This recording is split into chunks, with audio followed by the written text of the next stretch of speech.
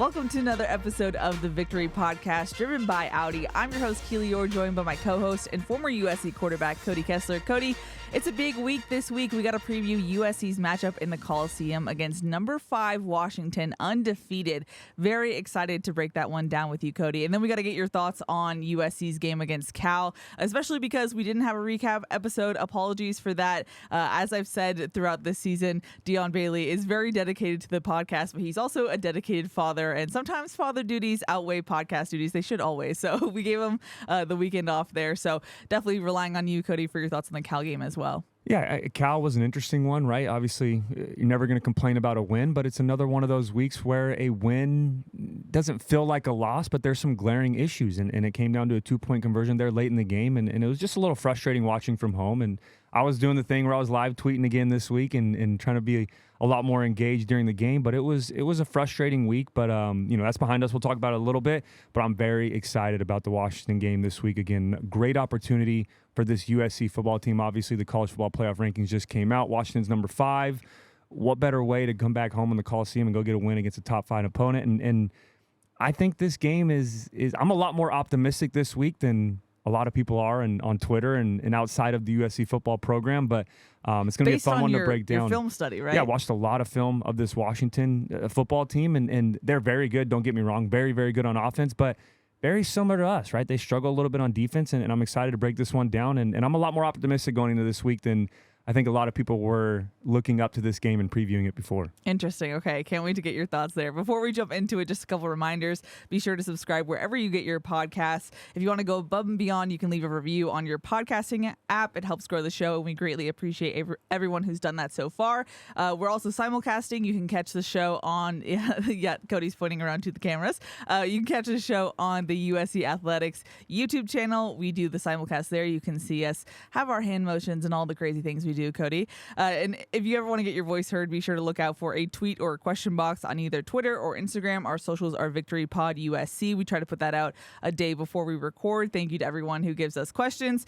And I just want to do a PSA. If your question is not asked, it's not like a personal attack against you. It's either because we're short on time, we've covered it. Cody, I know you try to get everyone's questions in on your Cody question segment, but please just know it's nothing personal. It's just there's a lot of moving parts when it comes to making this podcast go. Yeah, and the other point, too, is we get a lot of the same questions. So sometimes we combine them, or if it's already asked once. But, yeah, I think the main one is we talk about a lot, especially when I get to my segment at the end of the show. Yeah. We've got all the Twitter questions. We've done both breakdowns of the game we just played and also the game coming up. And then I get to my questions. So I promise we see them all. It's just sometimes it doesn't really fit in with the show because we've already covered it. But it hurts me a little bit not to read them all. You know me. I like to read all of them. Yeah. So we have to calm me down a little bit, because sometimes on Instagram I'll get upwards of 30 to 40 questions. It's crazy, yeah. And a lot of them are repetitive, but nonetheless, we love all the questions either way, and we love all our listeners and everyone that makes this show possible. Yeah, just know we see it, we appreciate it, and we really appreciate you guys for listening. Yeah. With that being said, Cody, let's go into the Cal game. First up,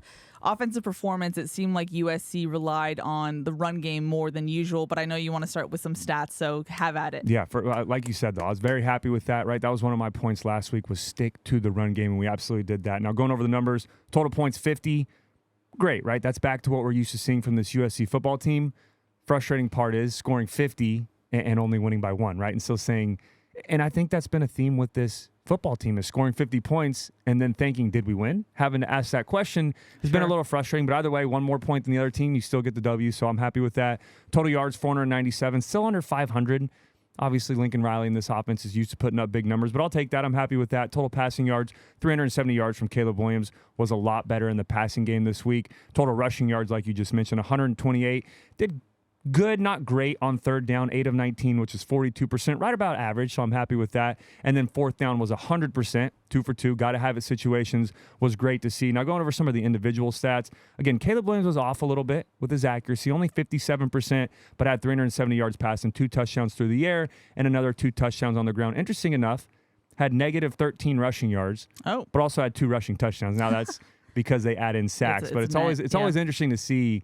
Now that they add in sacks to rushing yards, it always confuses me. I don't like that. I don't either. I'm not, and it affects total rushing yards overall as a team as well. Yeah, and that goes into taking a knee or anything like that. Yeah, I don't like that. I'm with you on that. But going to Marshawn Lloyd, in my opinion, MVP of the game. His stats were amazing. 17 carries, 115 yards, 6.8 yards per carry, 2 touchdowns on the ground, then also had 3 receptions, 72 yards through the air as well, which was awesome. Had that huge play too.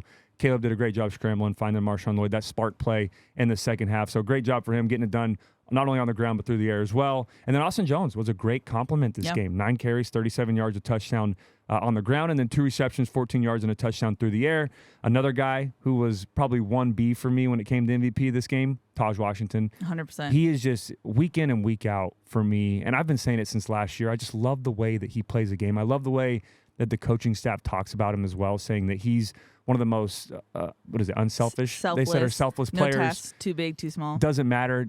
Checks his ego at the door every week, and you see that on the field because he makes those big plays. Took a very bad hit, very scary hit. He sacrifices his body every week. To start the game, bounced back up and came back with some explosive plays. So great job by him. Lake McCree as well, stepping up a little bit, getting some more love in the passing game. 4 catches, 71 yards. And then Kyron Hudson had 42 yards. Brennan Rice had 33 and a touchdown. And then Zachariah had that great corner reception, but only touched the ball 1 time in the game on the offensive side of the ball. So a little frustrating for me. But when you look at the numbers, again, good, not great, but did what we needed to do to get the win. Now, I mentioned it to start this segment, but I thought it almost seemed like lessons learned from the previous game using Marshawn Lloyd even when you're in deficit. And I thought it was interesting they used him not only on the ground, but as a receiving option. I feel like we haven't seen that since like the start of the season. Him as he's finished as USC's second leading receiver as well. So what did you make of the evolution of using Marshawn Lloyd from Utah to Cal? Yeah, I mean, I'll start with the run game. I love that. That's something that we talked about last week, right? Continue to run the football. There was a point in that game in the second half, got down by 14 points. That for some coaches, and maybe Coach Riley in the past, is we've got to throw it to get back in it, right? Not necessarily panic mode, but let's throw the football over the place and get back as quick as we can. We didn't do that this week. We did a great job of sticking to the run game, allowing Marshawn Lloyd, even if it was a 3 or 4 yard carry, not abandoning it, not panicking, going back to it, and that's where you go. You get a 4 yard, a 5 yard, a 10 yard, then you break open and get that 50 yard gain or that 40 yard gain. I love that. I mean, and then it eventually was quick. Yeah, and it is. But that's what I love about it. It wasn't forcing pressure on Caleb Williams in this passing game. It allowed us to stick to the run game, and offensive line did struggle a little bit in pass protection, but we're very good, which is, we'll get into that in a second, struggle a little bit in pass protection, but we're very good as an offensive line in the run game. So it's just, it's kind of a hit and miss there. But back to your point, a big part of Marshawn Lloyd being successful in the pass game was Caleb Williams. And that's something that we talked about, was if the first option's not there, second option's not there, you don't have to scramble around the whole time, which he did a little bit, and I'd like to see a little bit less of that going forward. This week, Washington doesn't have a great pass rush, so he can get away with that going into this game. But I would like for him to continue to know, hey, I can get the ball out quick and check it down and have a 3 yard gain, or take off and run and pick up 4 or 5 and slide and eliminate some of those sacks, eliminate some of those negative plays. And like you said, found Marshawn Lloyd on a check down, didn't try to do anything crazy. Simple 5 yard check down goes for 50 plus. So that was great to see Marshawn Lloyd. But in my opinion, MVP of the game. Love that we stuck to the run and also got him involved in the pass game as well. You mentioned the offensive line. What do you make of when they are able to be efficient in one area but then struggle in another? Yeah, it's just frustrating, especially when you go up against a Cal football team who is not known for being dominant with their pass rush, right? They only had 7 sacks on the season going into the game. They had 4 against us. And it's a combination. It is a combination. I don't want to put it completely on the offensive line. It's a combination of us giving up, which we absolutely do, some quick, no chance for Caleb to do anything type of rushes. But also Caleb does hold the football at times and makes it difficult for our offensive line to block for 8, 9, 10 seconds on a play. So it's a combination of both. But it's frustrating when we go against, like I said, a team that's not known for a great pass rush, and we give up easy sack opportunities, right? Plays where Caleb gets the ball. And one example was, and there's multiple of them if you go back and watch the film, but we do a great job forcing a fumble by Eric Gentry. The very next play, quick strip sack, right? Gave up a play immediately, gave up a quick sack, lost all the momentum. But just overall, if you look at the numbers, 24 sacks allowed this year from this USC offensive line, 101st in college football, right? It's tough to be an explosive offense week in and week out when you're having that many negative plays. And I'm not, like I said, it's not just on the offensive line. It's a combination of Caleb, the offensive line, and the running backs as well. There are times this year where our running backs have missed blocks, have missed assignments, and that forces some of the sacks. So I don't want to put it all on the offensive line, but have to play better. Obviously, there is a little bit of a drop-off from a year ago, and that's going to happen when you lose a lot of guys up front, and you also have to move guys around, have some transfer guys. But one of the issues for me last week was the right side of the offensive line. And remember, that's the side that's had the most rotation this year, right? With Mason Murphy and Michael Tarquin going back and forth at tackle. Then last week or 2 weeks ago, we moved Murphy to right guard, put Kingston at right tackle, which is a position he's played before, but not that he's played or somewhere that he hasn't played this year. So that's the side of the offensive line when you watch the tape that struggled a little bit more. And you're going to have that when you have a great left tackle like Jonah Monheim on the left side, does a great job week in and week out. But for me, whatever it is, we just have to get it fixed. And like I said, I think it's a combination of Caleb, running back, and our offensive line. It's not scheme. It's none of that. There's times where it's one-on-one blocking or it's a puller and you know who's missing their assignment, and you can watch it on film. And I'm not saying anything or calling anybody out. I guarantee you Coach Henson and the offensive staff call them out in the meeting rooms and say, hey, we have to be better right here. We have to be able to protect longer and allow our quarterback to get the ball out, especially in quick game, on quick passing plays when we're missing and whiffing at the line of scrimmage.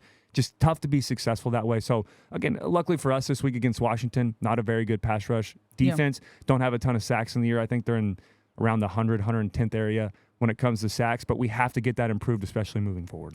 When it comes to USC's receivers, I know one thing that you had highlighted for areas to improve was just finding separation, making it easier for Caleb to find options. What did you see against Cal?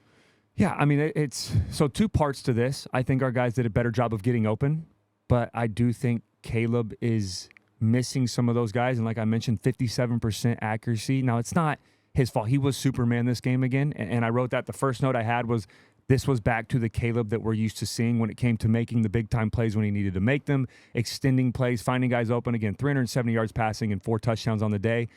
Awesome, right? We'll take that. Anybody in the country will take that. That's a Hall of Fame game for a lot of players in college football. But then you go look at the 57% passing, also had 2 fumbles on the day. I know one of them wasn't his fault, but you look at some of the issues and it just still feels a little bit off. And you know, I would love to ask him this, and I would never say it. Obviously, I don't talk about injuries, or we don't talk about injuries, but you texted me about it too. The tape on the pinky, is that affecting him, right? His spiral isn't as tight as we're used to seeing, and you can see it on the slow motion on the game film of some of the balls are tailing a little bit, and you absolutely, I don't care what anyone says, he's not going to make an excuse. No one's going to make an excuse for him. Lincoln Riley, he said a quote, right? You mentioned about it's not affecting him, but he said it's manageable. More of it's an annoyance rather than a hindrance, I guess. Which but I don't see how that can't intertwine. Yeah, you know what I mean? It does, right? And that's the that's the politically correct answer from a head coach saying, hey, it's not affecting him at all. We're fine. You know, the sky's not falling. Our starting quarterback, our Heisman Trophy winning quarterback's just fine. I don't believe that. I'm not buying that. And obviously, he's still, again, 370 yards and 4 touchdowns on the day is great. But you see him miss some of those throws. And to your point in the question you asked, the one where Zachariah Branch was open in the end zone in that first play, that's an easy throw for him. We see him make a low ball that hits him, waist down. He can go down and get it with defenders around him. There was space to make that throw. But now he skips it, one hops it, and it's short into the end zone, right? Then there's a couple other plays. Guys are open, and he's overthrowing them a little bit, or he's skipping it to him, or he's missing them outside, missing them high on some of these easy throws that we're used to seeing him make. And in my opinion, that doesn't just happen, right? That's not something to where – now, if he was last year – around 50 or 60% completion percentage all year, and that's just who he is, sure, he's going to make big-time plays, but he's going to miss a lot. That's not what we're used to seeing from Caleb Williams. He was above 70% last year, very accurate with the football, was very accurate early on this season. So that just tells me that, and again, not trying to make excuses for the guy, but I really think that finger is causing an issue. And even if it's not painful, having a tape or a ring even or anything on your throwing hand that feels different absolutely plays a part. And I played quarterback for a long time, and I know that, and I've had to have fingers taped before in games or had in practice had things taped to where the ball's not going to spin the same and you don't have that same feel and that same accuracy that you're used to having. If there's pain when you're gripping it or whatever, how much does that? It's tough. It absolutely is tough. I remember I had a scab one time on my thumb when I was, and luckily it was the off season, but I think I did something to my thumb and there was like a scab that was taking forever to heal and I had to wear like a Band-Aid. Couldn't do it. Would slip out of my hands. Then I had to put some tape on. Couldn't do it. Would still slip out of my hands. So then I had to just go with nothing on there, which was painful, and I was struggling to throw the football in off-season workouts because of that issue. And it was a little tiny scab, like a cut on my thumb. Well, you see that in baseball. Like if pitchers get a blister or anything, it's like they're out. And it's true. And again, this isn't the make excuses for Caleb Williams segment. Again, he had 4 touchdowns, and I saw some stuff on Twitter. I was a little pissed. People saying, oh, Caleb's not playing great. He's struggling. I'm like, hey, 370 yards passing and 4 all-purpose touchdowns if you're complaining about that, fine. He put up 50 points, did a great job of finding ways to win the football game. Is it perfect? No. There are things to complain about? Sure. But if that's a bad game for him, that's an off game, then fine. If you want to have Adam go for it, I know he's got thick skin. He can take it. But again, this isn't making excuses. It's just calling out the obvious. If there's tape on your finger, if there's an issue on his throwing hand, and my evidence to support that is he's normally above a 70% completion percentage quarterback. Now he's been around the 50 to below 50 in some of the last couple games, and he's had the tape on his finger. You just think that has to play a little bit of a factor. See, now, obviously, I'm not Caleb, nor am I this coaching staff, but if I were in his shoes, I would at least be like, hey, by the way, yeah, you would want people to know that. Like, that's the tough. I love that you said that too, because that's funny. That's the tough push and pull of football, right? You want to say, and it's kind of like what the coaching staff is dealing with at times. It's kind of like what some of these players deal with at times. It sounds better to take the blame than it does to talk about the real issue, right? Because then you're opening yourself up for, excuse. He's making an excuse. Sure. It's easy. Anybody can make an excuse. That whole scenario. So for Caleb, it's easier and Lincoln to say, hey, yeah, it's bothering him a little bit, but it's fine. We're not worried about it. Push it aside. Let's move on. When in reality, he probably goes home or talks to Lincoln and goes, Coach, bugging me, right? I'm struggling right now, missing some throws I'm not used to missing. This tape on my finger, probably pissed off on the sideline that it's bugging him and annoying him. But like you said, he's not going to say it, and that's why he's the leader of this football team. He's not going to make excuses. He's just going to find ways to go get it done, and 370 yards and 4 touchdowns was what we needed to win the football game by 1 point. The final question I have for you when it comes to this offense, I just feel like the offensive line in particular has been plagued with pre-snap penalties. How do you fix that at this point? Yeah, that's just a mental side of the game. There's no way to practice that, and it wasn't like Cal was a huge, loud. I mean, you were there. Was it super loud? I mean, I think it's the loudest I've heard Cal, but I don't know how much of that. And that was a very, translates. I mean, it was frustrating, got my blood pressure up, but it was a very exciting football game. So I understand why the crowd was into it. But it's not like it's going to be. It wasn't a Notre Dame, if you will. And it's not going to be next year at Penn State or Michigan. Great point. And you know what? That's the problem. And again, on the day, USC had 11 penalties for 101 yards. Now, this is on both sides of the football. We did have some issues on post-snap penalties on defense. And I'm fine with playing physical, playing fast post-snap penalties. Now, it can't affect the outcome of the game, which some of those PI calls do, or some of those 15-yard unsportsmanlike conduct penalties or the targeting calls. Those affect the outcome of a game. But there's no excuse, and might be in a little bit of a hard you-know-what here on this, but I've played quarterback, and there's no excuse for pre-snap penalties. That cannot happen, especially on the road. There's no sound. Like, you're going off of a clap or a leg lift. Like, there's no hut, trying to get people to jump off sides. It is off of a verbal. You're watching the football. That's the only thing that you're looking at. So pre-snap penalties, whether it's false start, whether it's delay of game, those can't happen. Those are unacceptable, and those are what keep opposing crowds in the football game, right? And you hear it at the Coliseum. I stayed for the full game against Utah a couple weeks ago. Anytime they had a delay game or a false start, the announcer on the PA, way to go, Trojan fans, that one's on you, right? And that gets the crowd a little bit louder.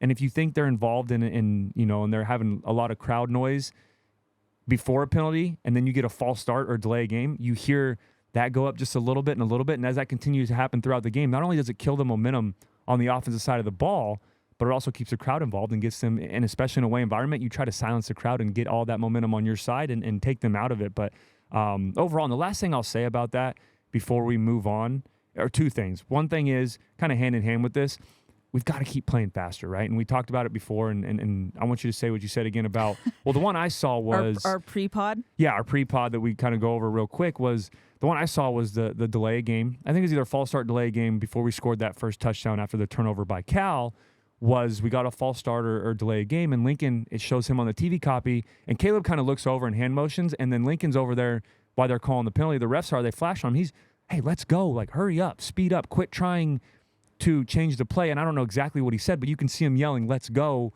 snap the football, just go, quit trying to call a different play. And you saw an example of that as well while you were there. So the caveat is that I've never been a quarterback, obviously, nor have I been a head coach, but something I observed during the Utah game actually was Caleb did like a ghost call, looked to Lincoln. Yeah. He motioned, Caleb disseminated that info, and then looked again at Lincoln, and he was like, you're good. Like, you're good. And then he looked again, and he was like, you're good. So, and granted, who knows what that actually means? I'm just telling you my observations, Cody. But that's something that I've been a part of. I've done that before, too, where sometimes, and especially my senior year, and it's kind of what with Caleb this year. And again, we're not in the meeting rooms. We don't know what's going on. We don't know exactly what they're saying. This is just all from observing everything that the fans can see as well. And that's a lot of questions we've got this year are, does it feel like they're trying to do too much at the line of scrimmage? The play clock gets really low and then it feels rushed, right? Does it feel like we're trying to change the play too much? In my opinion, when you're on offense, tempo and speed are your best friend. When you have a hurry-up, explosive offense with great playmakers, go. Even if it's a gotcha play where, hey, we're running the football on this play or we're throwing a pass and we're not on a great look from what the defense is showing, just go, because you can beat them with athleticism, with speed and tempo, and catch them off guard, even if they're in a great defense for the play that you're calling. And at the end of the day, as a quarterback, you make your coach right? There's times where Lincoln just wants to go, right? And I'm assuming, again, we don't know exactly what he's saying, but it's tough when you're a quarterback and you spend that much time studying the film. And this is kind of probably where Caleb comes from a little bit on this, is where, hey, this play we're not supposed to run against this front. And then Lincoln's saying, go, go, go. But I'm saying, hey, coach, I watched film this week. They don't have the right front. Are you sure you want to do this? But he's trying to say, hey, just go. I just want tempo. I don't care if they're in a gotcha defense. Just run the play and you make me right. That's what your job is as a quarterback. Whatever play's called, you make the coach right. And if that's thrown away, moving on to the next play, fine. But we've got to continue to keep that tempo and get going. That's something we've got to do this week as well. Washington's a very athletic defense. They play great sideline to sideline, and they don't like hurry-up tempo, and the ball ran right at them, right, north and south. So that's something we have to do this week. Let's just go fast. And that was one of my key points against Utah. Play fast. Utah struggled against Cal the week prior when the ball was snapped before they can make all their calls and all their checks. Just play fast. Even if it's not the right play call that you want or the most advantageous play, just run it, and Caleb can make Lincoln's play calling right by going fast tempo and finding the right outlet. Well, something that they've talked about is specifically on the offensive side of the ball is playing 11-man ball. And I've said this a lot the last 2 weeks, but I feel like a consequence of not playing 11-man ball, or a product of that, is that you're overthinking and you're taking yourself out of the motions that you practice so well. How do you kind of get yourself out of that rhythm? And I guess it starts with playing faster, but how do you make this more seamless on offense? This is why I love, too, and to that point, college football compared to NFL, is because college football is so much different in the sense of you see these explosive offenses, you see these shootouts. The NFL, and take Peyton Manning, for example, was the greatest all-time at pre-snap looks, at knowing what checks to get to, at knowing how to use the play clock to his advantage, at doing all these different things because of the high-level athletes that are in the NFL, right? You have to be, it's the margin for error is so small in the NFL, and there's so many talented players. And I'm saying that college is that, it's a little bit less, but that's where you get to those check with me type plays in the NFL, where it's so important to make sure every single time you're in the right play. College, in my opinion, with the way that it's ran, with the athletes that you have, to where you can take advantage of some of these defenses that struggle, and especially how the game is today, right? It's an offensive heavy entertainment system. That's what it is, right? There's a lot of, it's tough to be a defender nowadays, right? And I love Sua every week. Go look at his Twitter. He'll tell you, Dion as well, what's he supposed to do here? How's he supposed to tackle here? How's this a targeting? How's it, like, it's tough to play defense nowadays. But my point is when you get to the NFL, sure, there's a lot of times when you have to make sure you're in the perfect play call. You have to be advantageous. You have to know what look you're getting on defense. There's a lot of check with me plays. There's a lot of dummy signals that you're going to do to get in the right play call. But in college, my opinion, just go. That's where we were the best, is that we just lined up. Sark loved doing it. We did these things called 8-play drives, which is conditioning at the end of practice every day. We're going to beat you with speed and tempo and the athletes we have. We're going to have Juju Smith. We're going to have a Dory Jackson.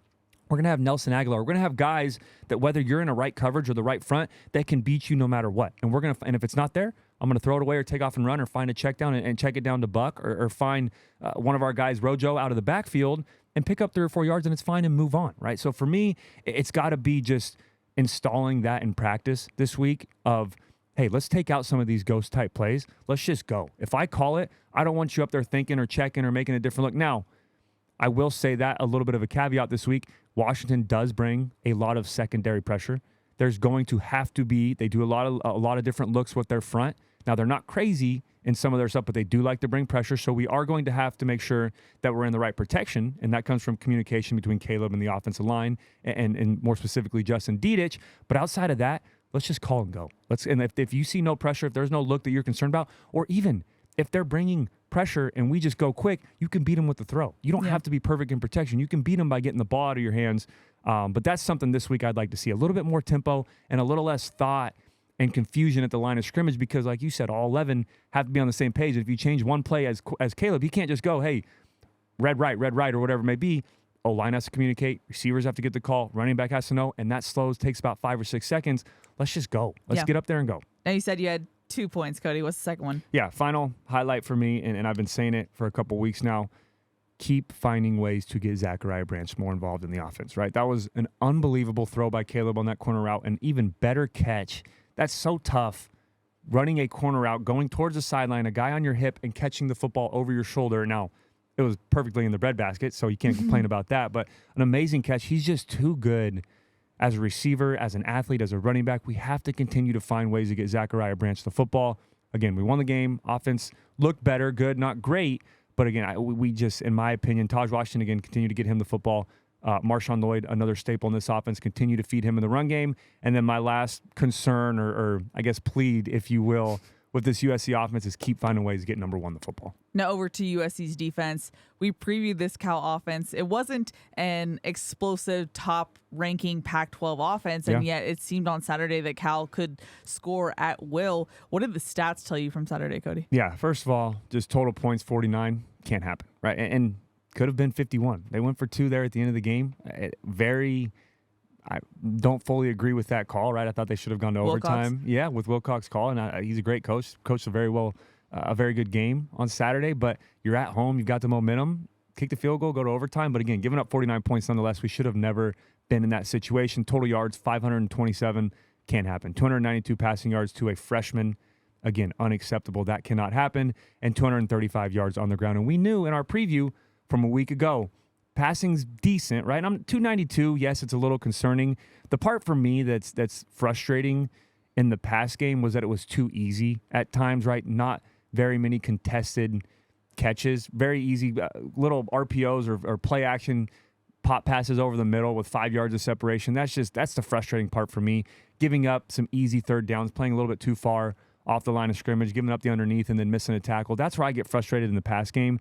But the rush game, that just can't happen. That's 2 weeks in a row giving up over 230 yards on the ground to Utah and Cal, two offenses that we know love to run the football, that have very good running backs. We have to have a game plan to stop that, and we did anything but that. When you look at the individual stats, Fernando Mendoza, 64% completion, 292 yards, 2 touchdowns, 1 interception, also had 8 carries for 48 yards and 2 rushing touchdowns as well. And this is a freshman again. We're every week it feels like we make a quarterback or a player look a little bit better than they are. And again, Mendoza's going to be a good player. He's got the arm, he's got the talent to be very successful and have a successful college career, but he's not there yet, right? He struggled a little bit against Utah. He struggled a little bit against Oregon State in his first start. He's had some games to where he hasn't looked the best, and then he comes out against us, has 292 yards passing and 4 touchdowns on the day. That's a little frustrating for me.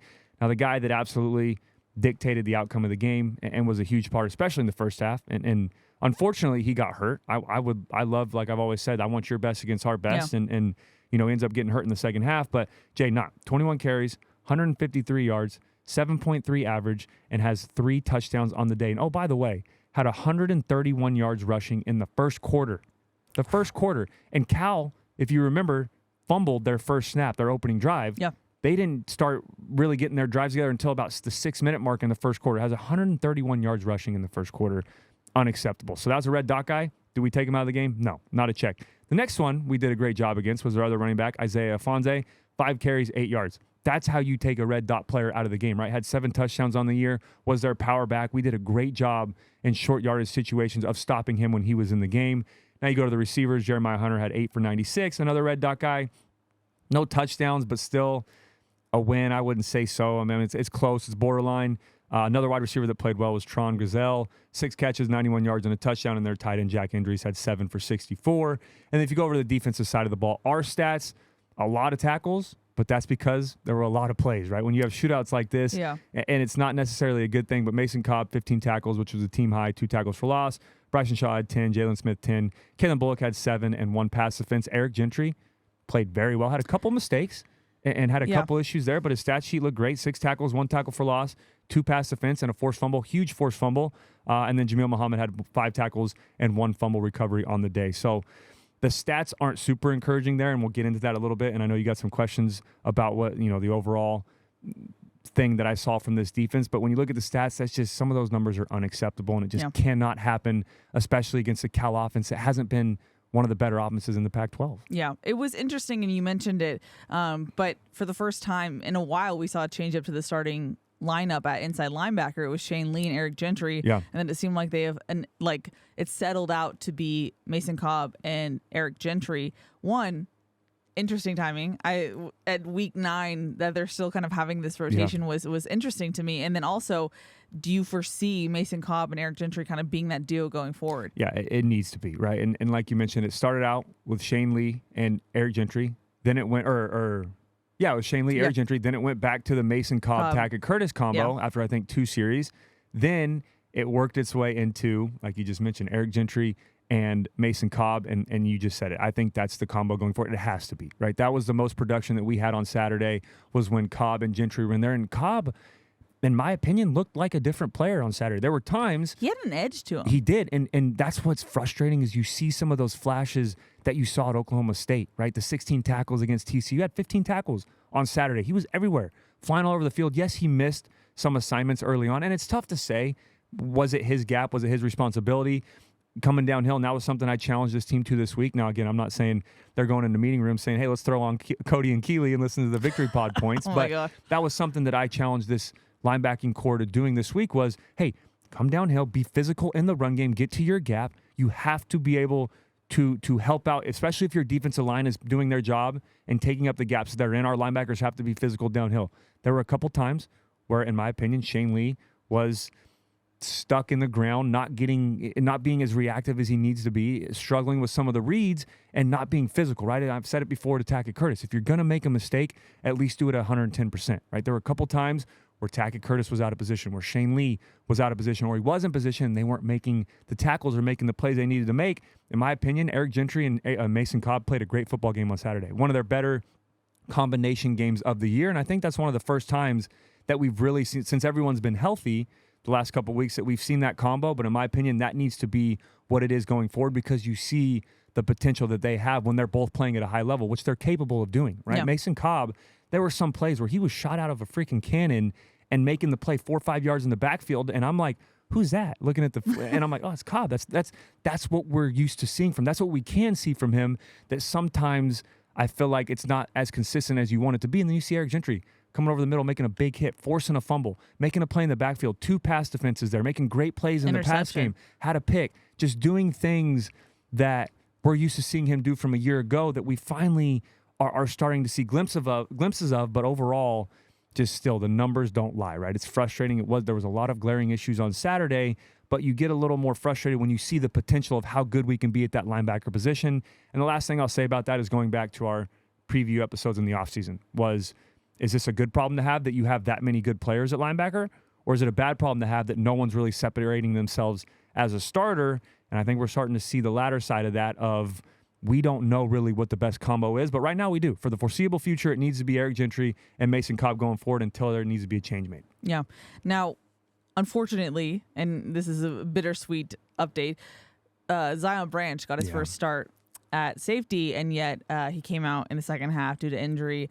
Lincoln Riley gave an update on Tuesday. He'll be out for the rest of the season. Zion Branch will be, he didn't say exactly what the injury was, but he said it was related to that ACL that he had last year. So just awful news. I mean, we have sung his praises on this podcast. Yeah. The opportunities he's gotten, he's made the most of so far this season. And so it was something where we were so excited to see him kind of like get comfortable and get his shot, and yet that's taken away. So just terrible news, but Riley said that he's such a fighter and already is in good spirits. So of course we wish him the best, but just bad news update there, Cody. Yeah, and I hated that we had to talk about this one. And when I saw your tweet while I was doing my preview yesterday. Yeah. When Lincoln announced it, and it just, those are those injuries that just hurt, right? They hurt really bad because of, now if it's a guy that gets his first injury out a couple weeks, I understand, but when it's a guy who's fought so hard to get back, the mentality that he has, and now that's the positive of this, is I know the type of fighter he is and the mentality that he takes in his approach to the game.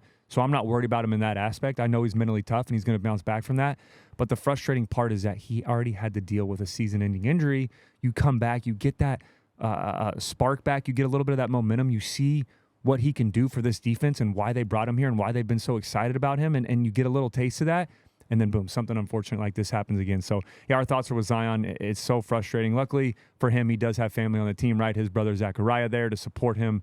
And again, I'm supporting him. I know that all of Trojan fans are as well. If you have the opportunity, reach out to him, social media. I'm just sending some encouraging words and some praise and let him know how good he's been doing for this football team and how excited we are for him to get back.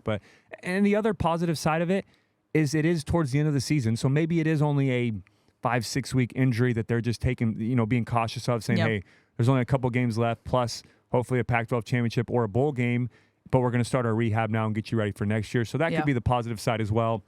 It's not like it's week one. Yeah, sometimes I lose sight of that. But it is end of the year. Now that's me just being hopeful and optimistic. Sure. Again, I hope it's nothing that's going to be as serious as it was last time. But either way, it's just tough news, and that's something that you hate to see as a football player. Injuries are a part of the game, but they suck when they happen. Yeah, no, for sure.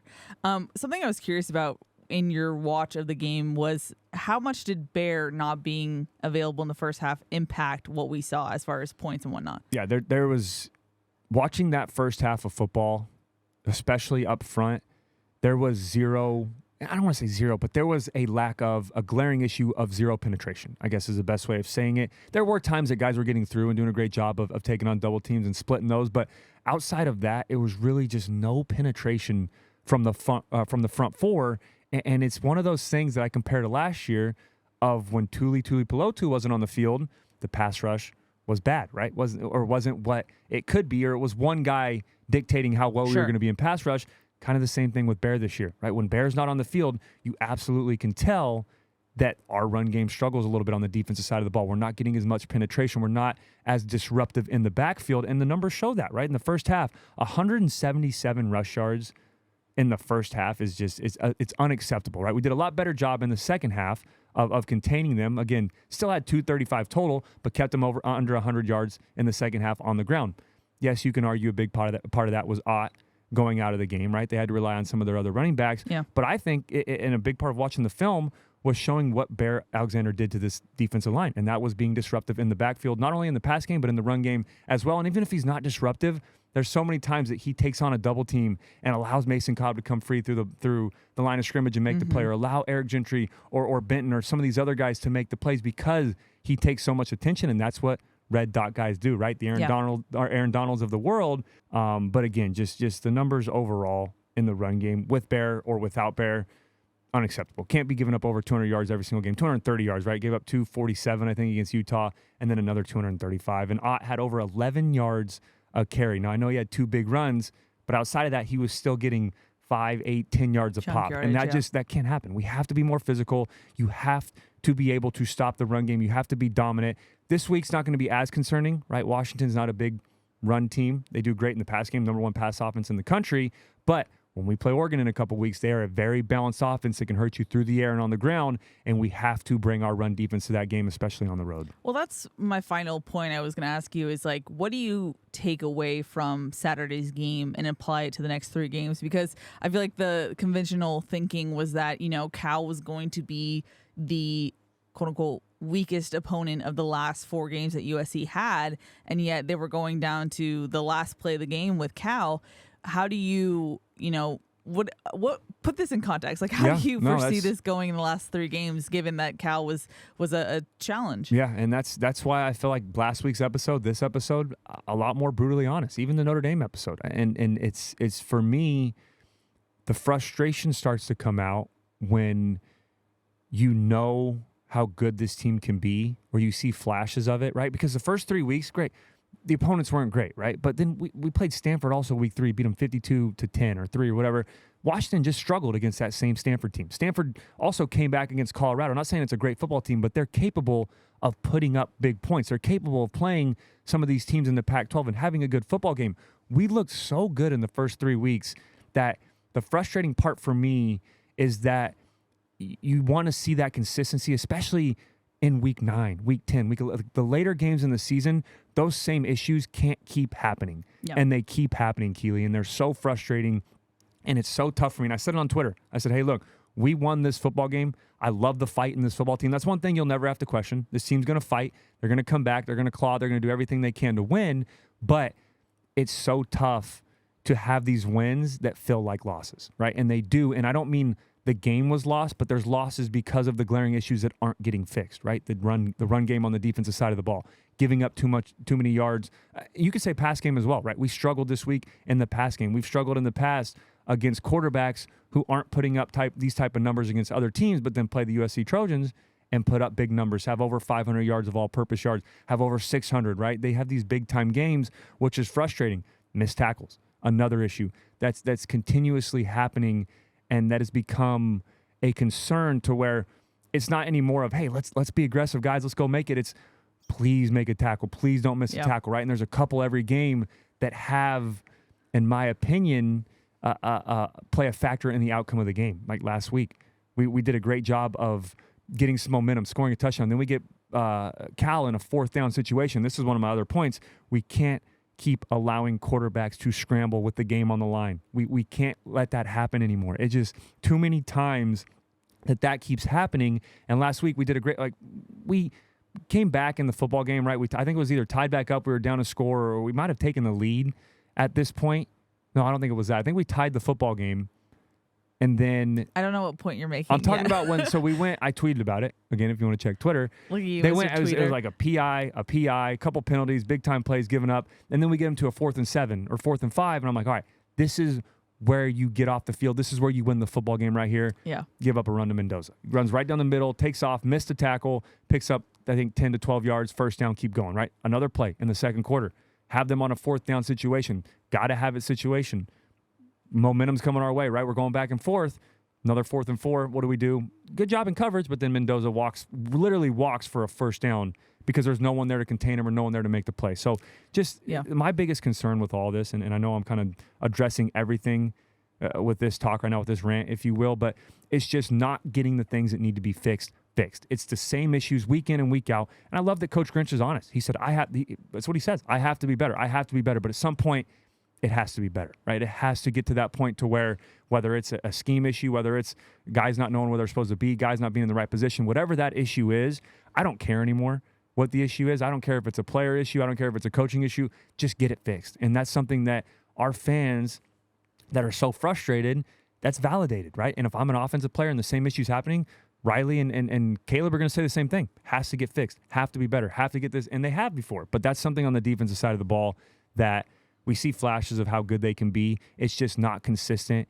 And more so, I would say it's consistently going the wrong direction at times. That's the frustrating part for me, is that, okay, hey, we've seen flashes of how good this team can be.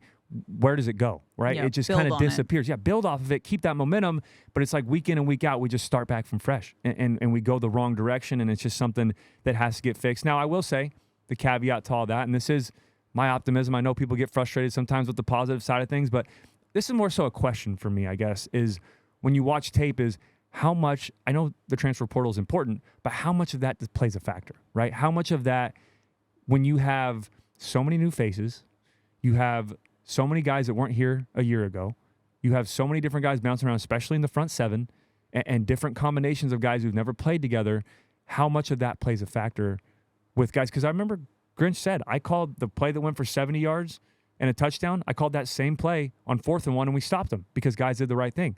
How much of that is a factor? Now, is it guys not learning the defense quick enough? Again, it's week 9, so you can't use that excuse anymore. But we just talked about it. We've seen so many different combinations of linebacker. It's tough to build continuity and comfortability at that position when you're playing with someone different every single time alongside of you. Well, that's what I've been wanting to ask you is, and I've heard this from former players, on the sideline when I have conversations. Sometimes I've heard from them that guys almost look too afraid to make a mistake on defense. Like almost, and one thing you don't want on defense is to be timid. Is there something where, because they are trying to find the best player each week, and I know we've gotten questions about this, but if they're trying to find the best player each week, you're not building continuity each week. And you don't have the security to, yes, I'm going to make mistakes because everyone will, but I won't be yanked out of the game if I do make a mistake. Do you get what I'm saying here? Yeah, I relate that back to me playing quarterback. I played the best when I was carefree. When I went out there and just played. I played the worst when I was so worried about throwing a pick, when I was competing. And luckily, I finally got out of my own head. But when I was competing with Whittick for the starting job, I was losing that battle to start camp because I was so focused on not making a mistake that I wasn't playing to my full potential, right? Once I finally got to the point where I basically said, screw it, Yeah. I don't care anymore.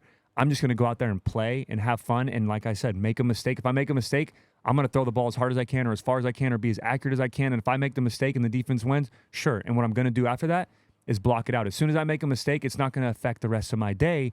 I get what you're saying to that point. When you do that, you start playing less or not to your full potential because you're so scared that you're going to get taken out. You're so scared about the rotation. You're so worried about being a dominant player or being a carefree player that you're now going the opposite way, right? Yeah. Now you're thinking, I'm too careful. I'm too reluctant to go make the big play. I'm too worried about missing a tackle or being in the wrong spot. Playing safe. Now you're stuck in mud. Now you're and it's something that I think some of the guys, especially at the linebacker position, have struggled with this year. Is not wanting to get taken out of the game, not wanting to make that mistake. And it's a great point. But at the end of the day, you can't do that. Yeah. There's too many good offenses. There's too many good players in college football to where if you're a second late or a half second late or a step late and you're thinking too much, Jaden Knott's going for 70. Jaden Knott's going for 58, right? Last week, guys are going for 50 down the sideline, 40 down the side, whatever it may be. If you're a half second late, that's what happens in college football, especially in Division I, especially in the Pac-12 with all these offenses. And we're getting ready to go face the best pocket passer in college football and also two receivers, in my opinion, who are going to go first round in the NFL. If you're thinking at all and you're a second late, it's going to be a long night. So we've got to really saddle up this week and fix some of those mistakes. And that's the last thing I'll say. I know you're about to ask me any final thoughts or any. I'll no, wrap it up. I was going to transition us. I know that was a good transition. I know It was. So, but my final thing I'll say, and the last point that I want to make is what Coach Grinch said in the press conference about we've got to get this fixed. We've got to find a way to get this fixed.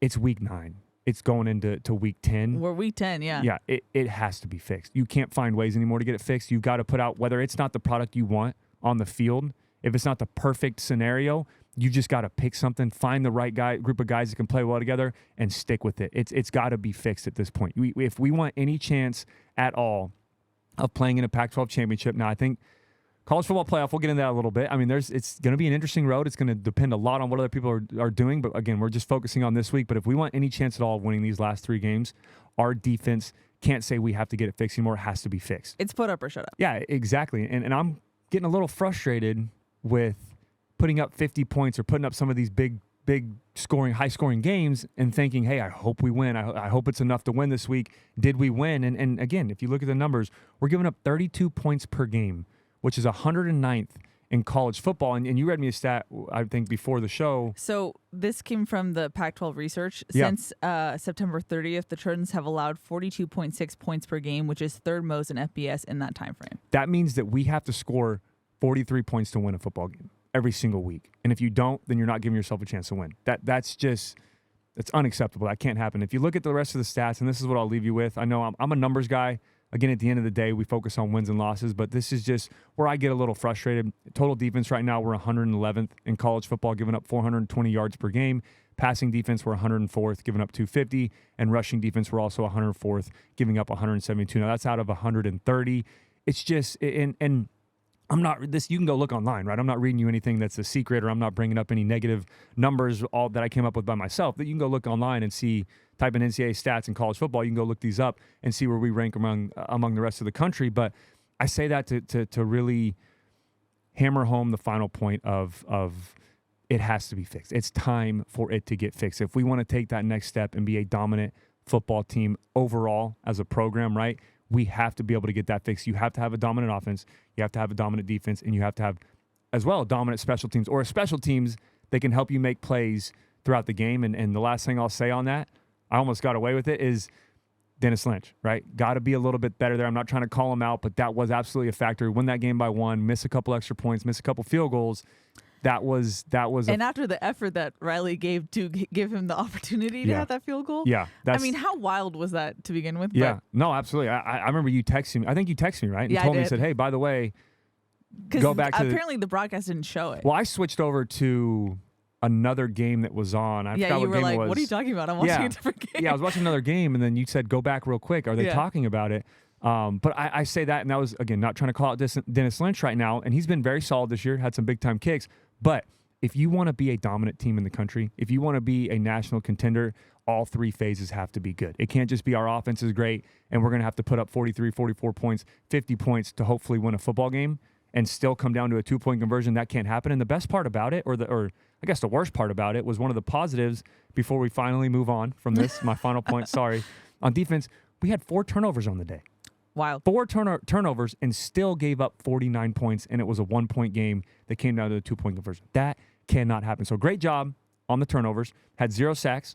Frustrating. Have to get better pressure on, especially on a freshman quarterback. Have to get better pressure. Have to create sacks. Find ways to get in the backfield. But to have 4 turnovers, great job. That's a positive. But still give up 49 points, and the stats that we did just can't happen. So we can't be saying anymore this has to get fixed. It needs to be fixed. This week has to be fixed. It needs to be fixed, or it's going to be a shootout, which it probably will be anyways. Coming up against Washington, I'm trying to lead you in a little bit here. Okay. But we have to try. get that side of the ball fixed and quickly. Well, let's preview it, there Cody. We go. No, we got to get into the preview, but before we do, just want to give a thanks to Audi. Performance is more exhilarating on a real road. Introducing the Audi Q5. Visit your SoCal Audi dealers, proud sponsors of the USC Trojans. And at Ralph's, everyone wins when it comes to saving big, because when you order online through the Ralph's app, you get the same great prices and deals, rewards on pickup or delivery that you do in store. So no matter how you shop, you always save big at Ralph's. Ralph's, fresh for everyone. Fight on. Alrighty, Cody, as promised, we got to get into the meat and potatoes of the episode, previewing USC versus Washington. I know you love to start with the coaching staff, and this is a relatively new staff for the Pac-12, correct? Yeah, the head coach is Kalen DeBoer, second season as Washington's head coach. Washington this year has an 8-0 record. Most notable win was against Oregon a couple weeks ago at home. Recent coaching history for Coach DeBoer: from 2017 to 2018, he was at Fresno State as the OC QB coach. Then he left, went to Indiana for a year as the offensive coordinator QB coach there in 2019, and then returned back to Fresno State in 2020 to 2021 as the head coach there. Now, the offensive coordinator for Washington is Ryan Grubb. This is his second season as the OC there. Very first hire, actually, that Coach DeBoer made when he took over the head coaching job at Washington was bringing on Grubb, and for great reason. In Washington's first year under Grubb, they led the nation in passing offense. They also led the nation in third down conversion, and they were also second in total offense. His recent coaching history was from 2014 to 2016, was the Eastern Michigan offensive line coach. Then from 2017 to 2021, moved around at Fresno State from O-line to OC to the QB coach, was with DeBoer in 2017 at Fresno State, then again from 2020 to 2021, and he's a very dangerous offensive coordinator. Now, the defensive side of the ball, they have co-defensive coordinators, so we have 2 guys to talk about. The first one is William Inge, second season as Washington's defensive coordinator, was a DC and the linebacker coach at Fresno State with DeBoer as well. He coached the top 25 defense at Fresno State, spent some time in the NFL also. In 2012 was the Buffalo Bills assistant D-line coach, and was also the Fresno State defensive coordinator and linebacker coach from 2020 to 2021 with Coach DeBoer, and he's been coaching since 1998, so a lot of experience there. And then the other co-defensive coordinator is Chuck Morrell, second season at Washington. Most recent coaching jobs for him was 2011 to 2019 was the head coach at Montana Tech, and then from 2020 to 2021 was the safety coach for Fresno State. A little fun fact to kind of tie all this together, though. You know I love fun fact. Coach DeBoer, and there may be some fans that know where this is at, but Coach DeBoer played wide receiver at the University of Sioux Falls, which is a Division II football program. He also won a national championship there, was an All-American as a wide receiver in 1996, and then went on to be the head coach and coached 5 seasons there, went 67-3.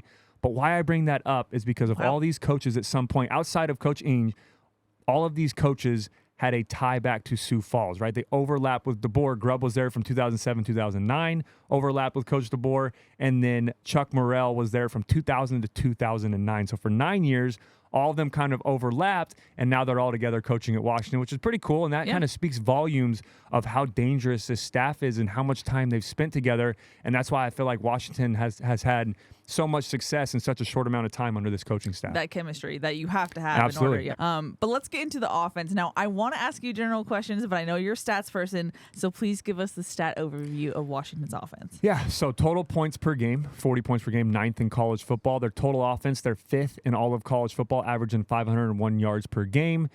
Where they really excel, and they're the best in all of college football, is passing yards per game, 399 yards, which is 50 yards per game over the next closest team. That just shows how good Michael Penix is. That shows how good these receivers are as well. Now, when it comes to the rushing game, that's where it falls off a little bit. 102 yards per game, which is 117th in college football. Third down conversion right around average at 45%. That's winning football. Would like to see that a little bit higher, but you can definitely win a lot of games there. And they're very good on fourth down as well. Not afraid to go for it, and they're at a 70% conversion rate there. Now, when it comes to their key players, I don't think I've seen this in your notes yet this season. Not only do you have a red dot, you have a huge red dot. Yeah. Huge red dot. Huge red dot. Makes sense, Yeah. but take it away, Cody. In my opinion, I think Caleb Williams is the best quarterback in college football, but I think Michael Penix Jr. is the best pure pocket passer in all of college football. That's why next to his name, I put huge red dot. This is the type of player that can absolutely dictate the outcome of the game by himself. Now, obviously, he has playmakers around him, but overall in the season, 68% completion percentage, 2,945 yards, which is first in college football. Caleb Williams is second. He also has 24 touchdowns to 6 interceptions. When they do run the football, the running back they like to give it to is Dylan Johnson, 6 foot, 220-pound junior, 87 carries, 430 yards, and 6 touchdowns on the ground this year. The other two backs that you will see on Saturday is running back Will Nixon, and the other running back is Tybo Rogers, who I had to give a shout out. I know you're smiling because you see my notes. 5'11", 185-pound freshman, has 103 yards on the year with 27 carries, but he is from my hometown of Bakersfield. So I had to throw him. May not see him a whole lot on Saturday, but I had to give some love to the Central Valley. Yeah, from Bakersfield. Okay. Now, two other guys, my next two red dot players. We have 3 on Washington's offense. First one, obviously, Michael Penix. The next 2 are these receivers who, in my opinion, are going to be first-round players.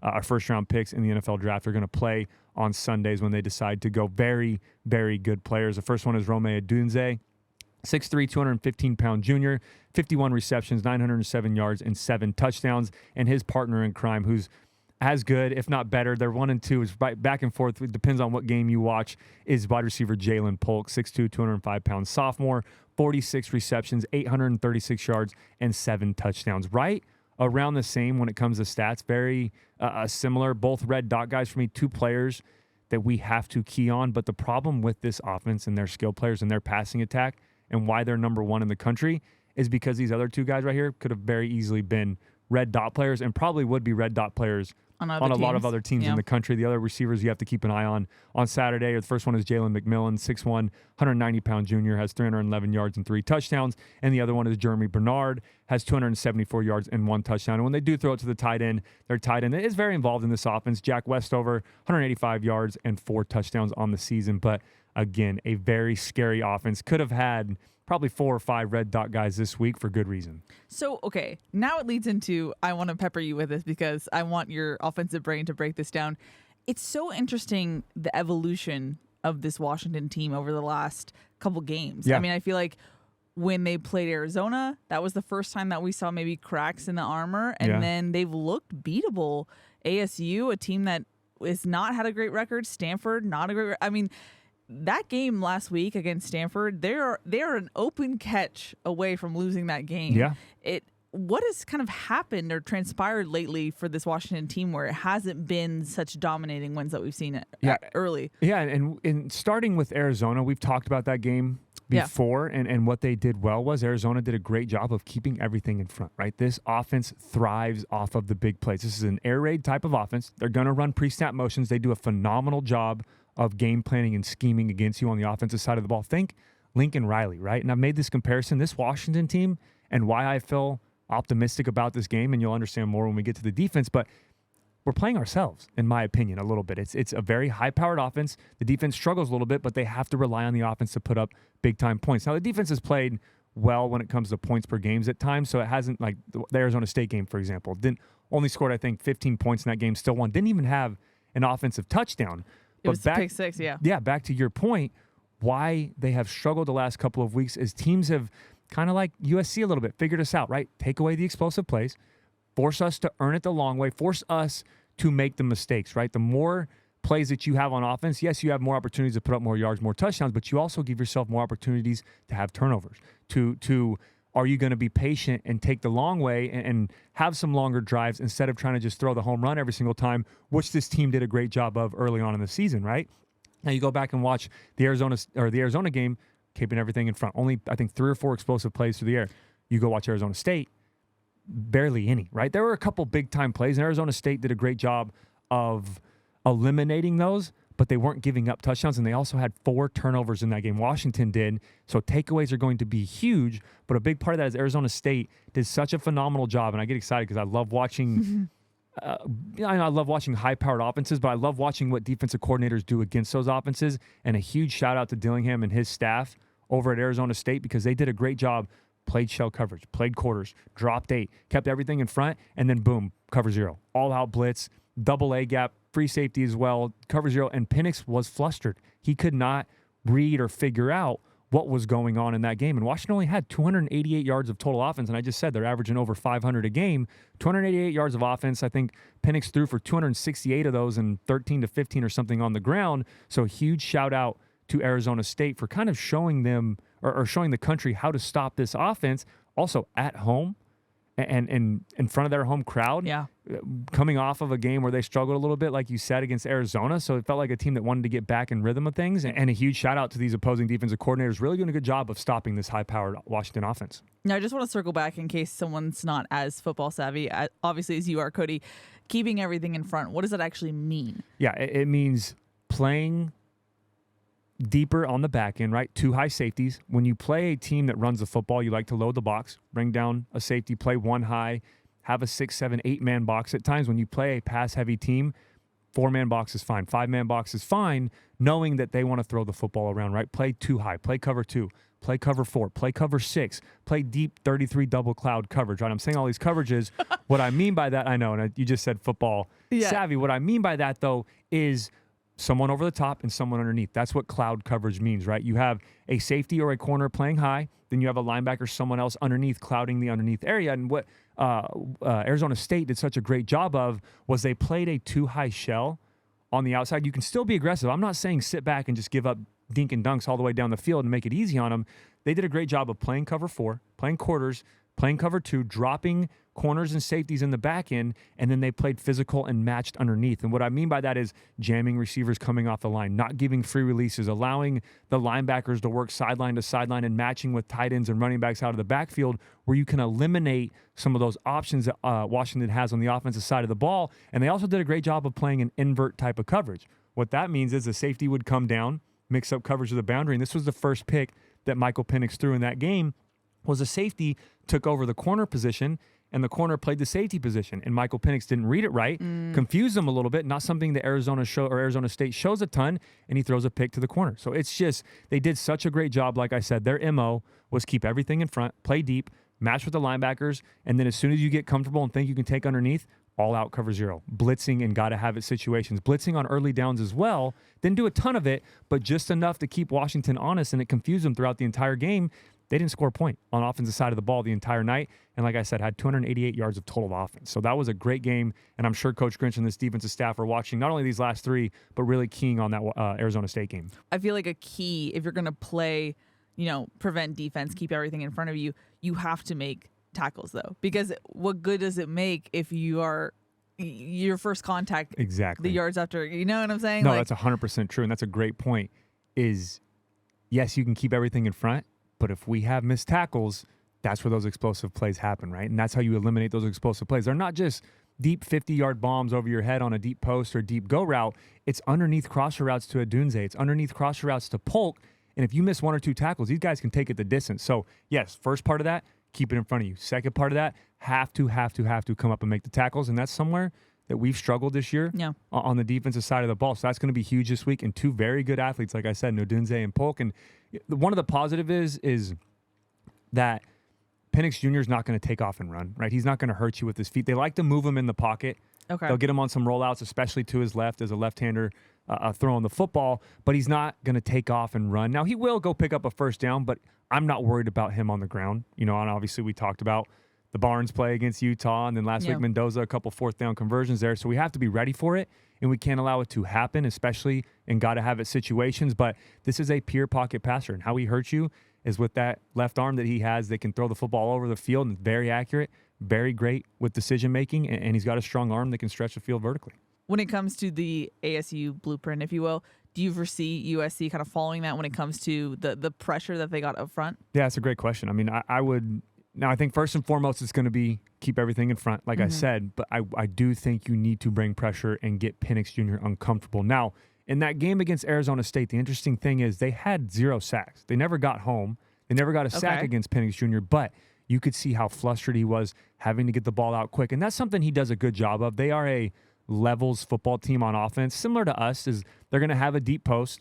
They're going to have a crosser, intermediate route. They're going to have an underneath. He is very, very good at going 1-2, ball out. 1-2-3, ball out. Take off and run, or not even take off and run. Throw it away or find his outlet. And they do a great job on the offensive side of the ball with DeBoer and Grubb of allowing Penix to always have a check down or an outlet, and he's very good at finding that. Now, the other time when they played Arizona State, and think opposite of Caleb, right? He doesn't have that ability where he's going to bounce around. I'm not saying Caleb doesn't do a good job of finding the check down, but he doesn't have that ability to, or it's not part of his game to run around, extend the play for 10 to 12 seconds and go this side, back to this side, wait for guys to get open. He's a pure, and in my opinion, the best in the country, pure pocket passer to where he's going to drop back. Post isn't there. Over route's not there. Let me check it down. Let him get 4 or 5, move on. Post not there. Over not there. Check down's not there. Throw away. Right levels. Another post, corner, under, anything like that. He's very good at being decisive. Now, where Arizona State excelled at that on those pressure situations is they didn't allow him to get to his first or second progression, right? It was guys coming free, like I mentioned. It was a 5-man protection. They brought 6 or 7 on gotta-have-it situations, or sometimes on random early down and distance, right? First down in the red zone. They bring an all-out blitz when you're not expecting an all-out blitz, and they don't get a sack, but they get a tip ball that turns into an interception, right? So they did a great job of being advantageous, and some of that's luck, right? In gotcha situations, we're gonna bore you to death and play cover 4 and play quarters and keep everything underneath, and you think it's gonna be easy walk in the park, dink and dunk all day, and then boom, back-to-back cover 0 plays, and you're flustered now and you're not ready for it, or you've taken your mind out of that and you've gotten cruise control as a quarterback, which does happen. Yeah. And if you're not locked in and paying attention to what the defense is doing, that's where those mistakes happen, and that's what happened, and that's why Arizona State, in my opinion, is the blueprint. We need to take some of that from that game and use that this week. But my biggest thing is I don't want to say at all, but Arizona State did a very, very little of this.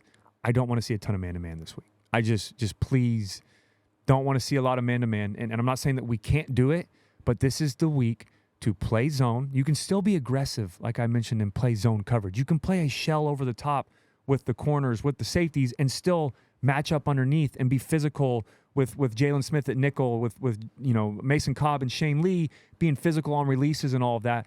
But I just would like to see a lot less man this week and play zone and allow us to read and react, keep everything in front, and we have to tackle. When you play zone, you have to rally up, get to the football, and tackle. But I'm excited. I can't wait to see what Coach Grinch comes up with this week and how this team's going to prepare and use some of those games from the past where they've had success against this Washington offense. Now over to Washington's defense.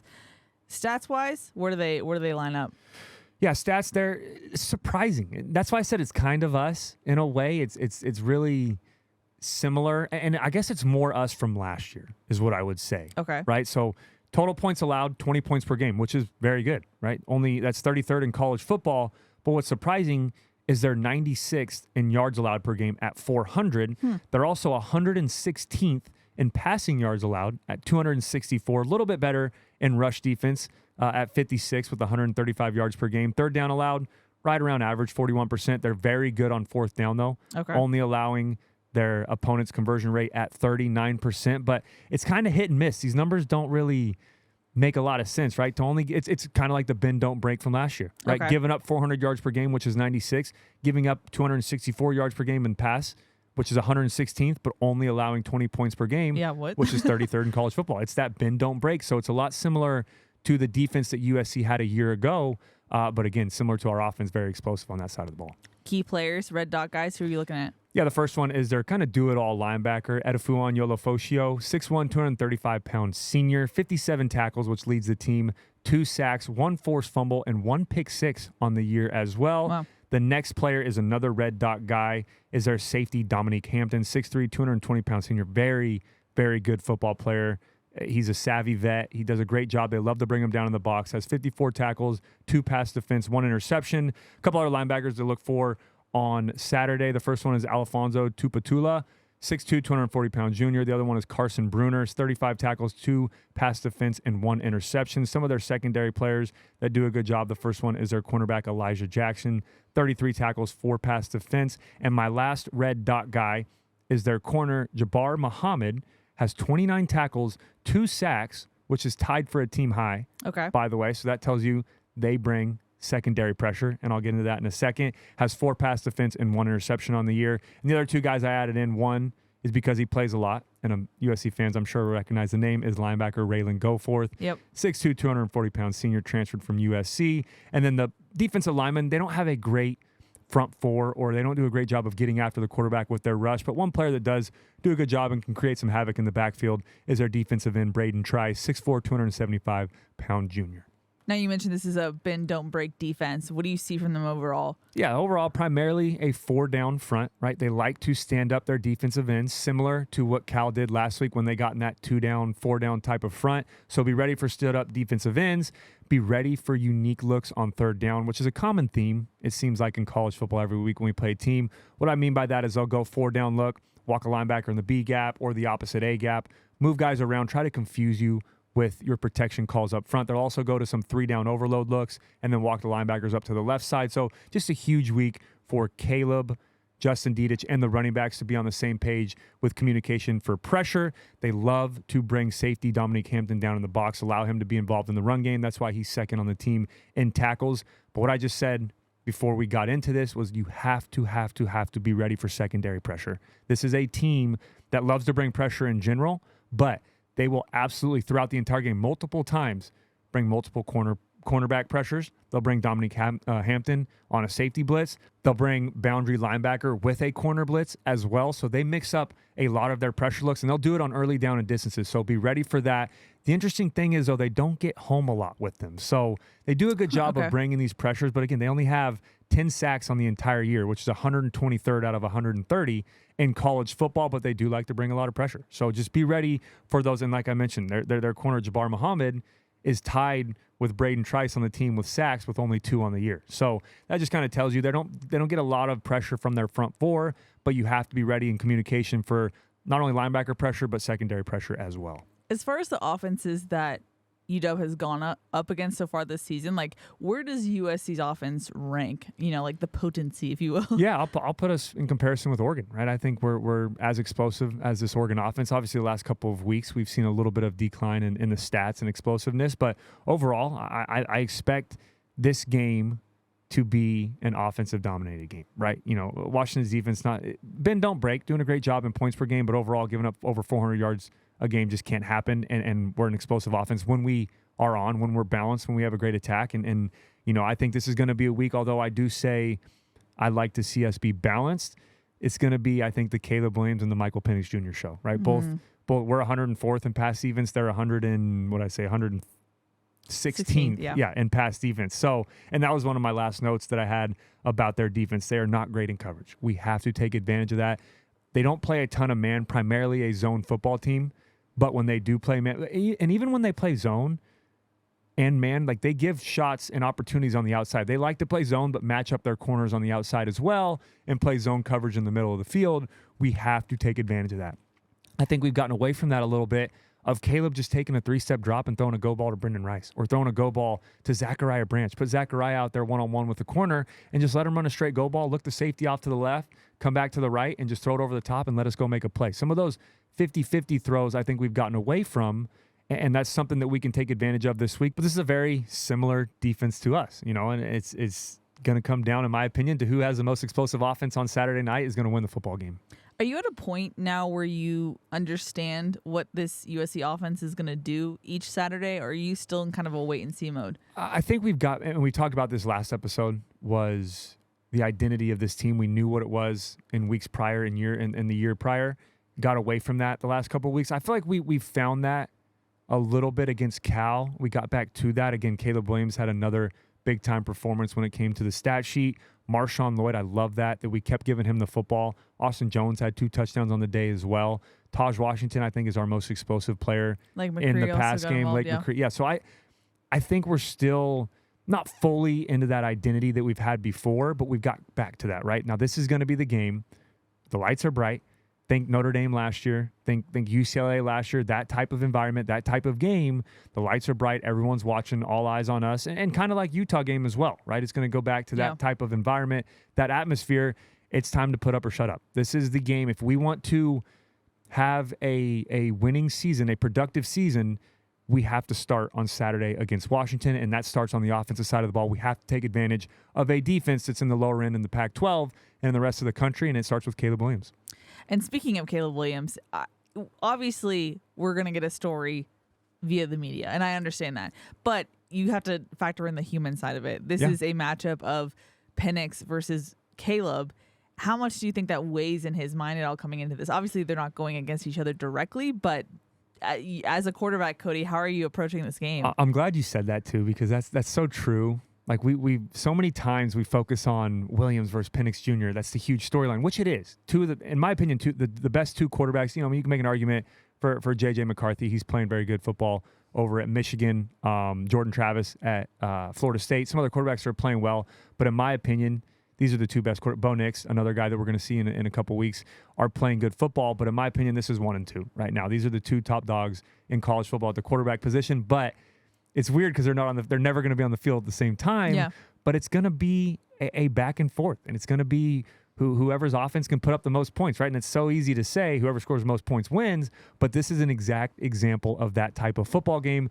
Two defenses that are struggling, especially when it comes to passing defense, where as a quarterback, you're licking your chops thinking, all right, I'm going to get after the secondary. Again, where we do have an edge, though, is Washington, only 10 sacks on the year. We're doing a great job of getting pressure on the quarterback. Last week, we didn't have any, but we've had throughout the season showed glimpses of getting pressure in the backfield and getting after Penix Jr. But again, this Washington offensive line has only given up 5 sacks the entire year, which is 3rd in college football. So if you look at the numbers, this is one of those games where it doesn't make sense, right? It just bounces all over the place. Yeah. How do you win? What are the keys of the game that we're about to get to in a minute? You kind of are just throwing darts at a dartboard, hoping with your eyes closed, hoping something sticks, right? There's so many outliers when it comes to stats on both sides of the ball for both teams. That's why I said at the beginning of the show is I'm a lot more optimistic. I think there's a lot more cracks in this Washington football team than people have thought prior, even though they're ranked number 5 in the country. I like our chances this week. I think we've got a good chance of coming up here and pulling up and it's tough to say upset. It is an upset, knowing how good this team can be and the potential we have, but I like our chances on Saturday, and I think it's going to be a very good football game. I think it's going to come down to the 4th quarter. Well, on that note, Cody, let's get into it. The USC Pharmacy prescription to win, the keys to the game for USC against Washington. First up, pressure Michael Penix Jr. all night long. Yeah, we have to force Penix Jr. to be uncomfortable. This will be a huge challenge for this USC defensive line. Washington has only given up 5 sacks on the year, which is 3rd in all of college football. So we have to be able to get constant pressure on Penix all night long. And where he struggled at times was against Arizona State. Now, they had 0 sacks, but they did bring some of those all-out blitzes and got him uncomfortable and forced some turnovers, had 2 interceptions in the game. And how you can really help that is having great coverage as well on the back end to allow some of those rushes to get home. Now, the second key to the game, limit explosive plays by Washington's offense and force them to earn it. What does that mean, Cody? Yeah, you have to force this offense to put together long drives and take the short plays underneath. They thrive off of those explosive plays, especially in the pass game, right? The number 1 ranked pass offense in all of college football. Opposing teams have had success against this Washington offense by forcing them to go the long way. But when you do that and you keep everything in front of you and force them to take the underneath plays, you have to be able to come up and make the tackle. We have to be great in tackling this week, cannot have any missed tackles. Now, the final key to the game is actually for USC's offense. Continue to be balanced. Yeah, you have to continue to play complementary football and take some of that pressure off of Caleb Williams in the passing game. Keep feeding Marshawn Lloyd, right? I've been saying it all season long. I love last week that Coach Riley didn't abandon the run game even when we got down by 14 in the second half. And it makes it so difficult for opposing defenses to stop you when you're not just one-dimensional. Alrighty, Cody, let's jump into questions. Before we do, just want to give a thanks to Audi. What if there was a portal to the future? Enter the fully electric Audi Q4 e-tron with an advanced touchscreen infotainment system. Audi, the future awaits. And take your health to the next level with Symbiotica. Their premium, easy-to-take supplements fuel your body with key vitamins and what, Cody? And minerals. To help you reach peak performance on and off the field. Elevate your health today by going to Symbiotica.com and use code FIGHTON for 15% off site-wide. Fight on. That was not planned, by the way.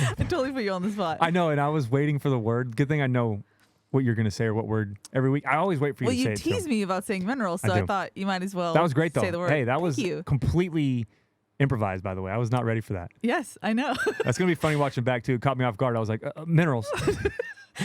Alrighty. Well, on that note, let's jump into questions. Let's do it. I'm ready. First one is from Jonathan, who said, what are some things defenses can do to confuse quarterbacks? And you kind of touched on it with ASU. Yeah, it's being unpredictable is the first one. And what I mean, and it sounds so simple, right? But when you play a team that has a tendency of this is what they do 80% of the time, be ready for it. And you're not going to see a ton of different looks week in to week out. You have to have some consistency on the defensive side of the ball so you can play fast and so you're not confusing opposing quarterbacks. But the toughest thing, I think, is when teams really do, and we call them tendency breakers, right? If this team's a zone team, plays a ton of zone, then switches to man-to-man for a quarter or a couple plays in a row and brings some different pressures, you're not fully, and you haven't seen it on film, it's tough to not only mid-game, because you can make halftime adjustments, but mid-series to be like, oh, they're bringing pressure or blitz cover 1 right now. They're used to bringing, sit back playing cover 4 with a 4-man rush.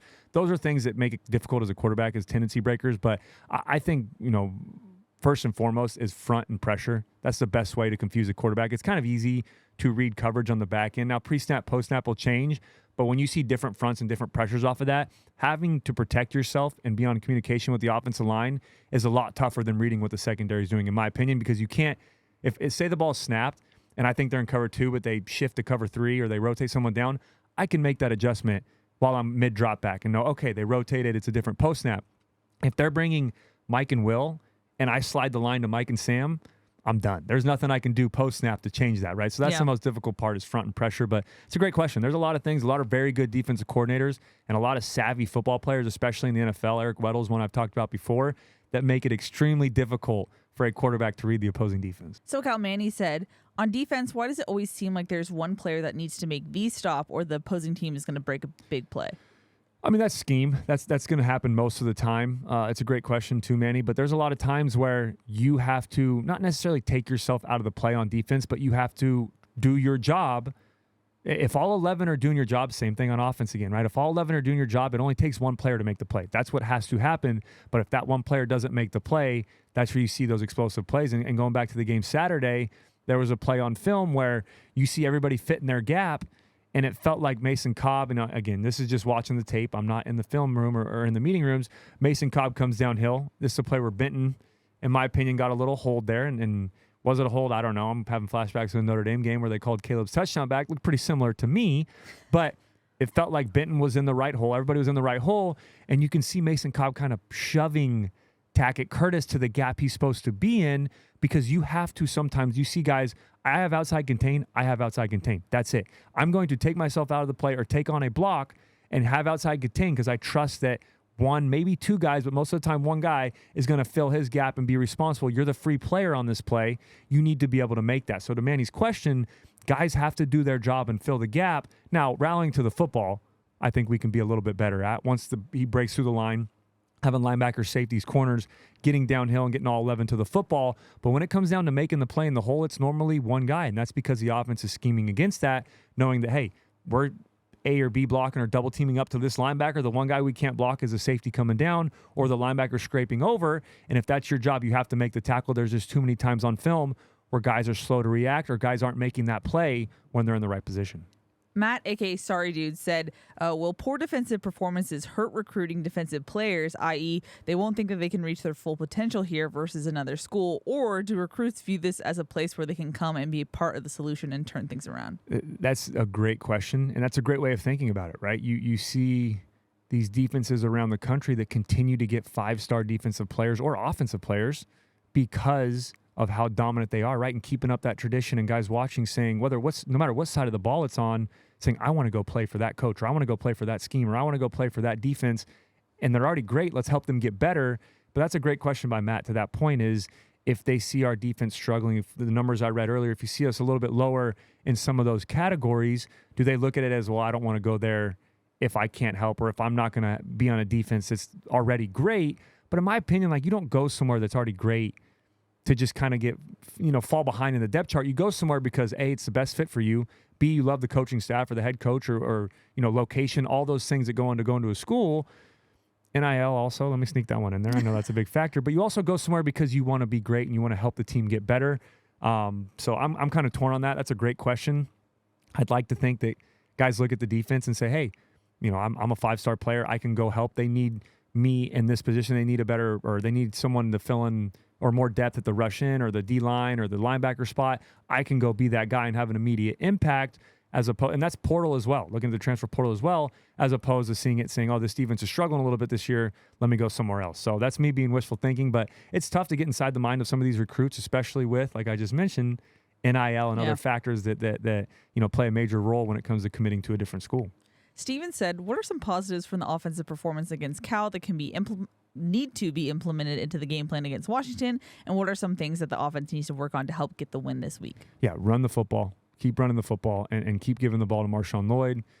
Finding more ways to get Zachariah Branch involved. Love the way that Caleb Williams battled last week. Again, 370 yards through the air, 4 total touchdowns. Got back to the normal Caleb Williams that we're used to seeing. Again, keep an eye on that finger, see how his accuracy is this week. But overall, we have to continue to run the football. That's my biggest point because our offensive line has struggled a little bit in pass protection. That's how you build that confidence up front. That's how you continue to keep a balanced attack. And that was one of the keys to the game that I just said was playing complementary football, right? And we did a great job of that last week. Or extended runs, right? It doesn't just have to be a handoff every time. A check down to Marshawn Lloyd, a swing pass to Zachariah Branch, a screen play, something like that. That's just an extended handoff to keep defenses honest and have a balanced attack. Josh said, is it safe to say that this offensive line has missed Gino Quinones as far as meshing together goes? Yeah, I think so. It's an interesting question. Yeah, it is an interesting question. And I think a big part of that is because going back to what I talked about on the defensive side of the ball, when you have transfers, not saying that Tarquin and Pregnon and Kingston aren't very good football players, but when you have a little bit of a struggle up front, when you have issues and it's between a transfer guy or a guy that's been here, you normally like to lean with the guy that's been, or if it's close, right? If it's back and forth, you lean with the guy that's been here, right? And Gino Quinones has that experience. He's been here for a good amount of time now. And he's learned this offense. He played last year, started, I think, in the bowl game, correct? I think he started either Pac-12 championship or the bowl game against Tulane. It was a bowl game. So he has some starting experience. You don't have that this year, right? You have transfer guys that are playing their first season under Coach Henson, under Coach Riley, and this offensive staff. When you have struggles, it's nice to lean back on some of these experienced players that have been here for a while so they can come in and make an immediate impact. Will said, why didn't the pollsters drop Washington's rankings when they struggled for a win, but we got prematurely penalized for winning ugly? And we haven't mentioned this yet, but USC is ranked number 20th in the CFP rankings. I have been waiting for someone to ask this question, and I don't know if you could see me, but I was fist pumping. You were. I don't know what camera it was on, but I'll clap so you can hear me. I'm glad this question was asked. It's the hate for USC football, right? It's the expectations of USC football. And what he means by this question is going back to, I think we were, and I could be wrong about the numbers, but I'm going to be ballpark here. I think we were number 6 in the country when we played Arizona State. Right, and then we win by 14, struggle a little bit, drop to 8, I believe. Yeah, 8 or 9. Then we go play Colorado the next week. Then we struggle a little bit, played well in the first half, but then they come back in the second half. Then we drop to like 12 or 13. Then we play Arizona, go to triple overtime, struggle a little bit. Now we're 15th or 16th, right? And it's frustrating because we're winning these games, but they're being very harsh on us about the way we're winning these games. Well, then you look at Washington. Yes, they beat number 6 Oregon. You can't take that away from them, right? They do have a big, credible win that is going to play a major factor when they play those bigger opponents. So that's something that is different. But they struggle against Arizona. Win by 7. Could have lost that game if Arizona gets that onside kick. Yeah. They were rolling at that point in time. Then they barely should have lost to Arizona State. Yeah. Should have lost that game. If Arizona State quarterback doesn't throw a pick in the fourth quarter, about to score, about to go up 14-3, throws a pick, they take it back the other way, we're talking about something different here. They're not ranked 5th anymore. Then last week, a Stanford team that we beat 52-10, could have probably beaten 100-0. Yes. By the way we were playing that game and how many times we were scoring in the first half, they barely beat by 11 or 12, and they're still ranked 5th, right? You don't see any drop from them, even in the AP polls. So you can argue, the CFP is different than the AP. That's who was dropping us. Washington wasn't dropping after Arizona State, and they didn't drop, and after the Arizona game, any of that, right? So that's the frustrating part, I guess, as a USC fan, is why do we get penalized more than other teams? Now we've lost 2 games, so rightfully so, we're at 20. Now, we have a great opportunity ahead of us to, I don't know if it's possible to get back to the top 4, but to go on a hot run here and go on a streak. And we play number 5, then we play number 6, then we play 19, I think, UCLA. Yeah. So, it's not crazy to think where we can get back to. But back to the original question, that's frustrating as well. I agree with that. Now, I'm the first to say there's some problems with this football team. We've got to get better. There's areas to improve. Are we a top 5, top 10 team right now? I don't think so. Can we be? Yes. But in the moment in time, we're not. But it's frustrating when we were undefeated and winning those games, even though they were close, you don't see other teams like Washington penalize the same that we are. Well, and that leads me to, I'm going to combine multiple things here. Yeah. We got a question from Chino who said, trying to draw motivation from game/history rivalries has not worked yet. What else is there to get excited for this matchup? And then Joe Osorio said, after the past 3 weeks, how do you keep the locker room morale up?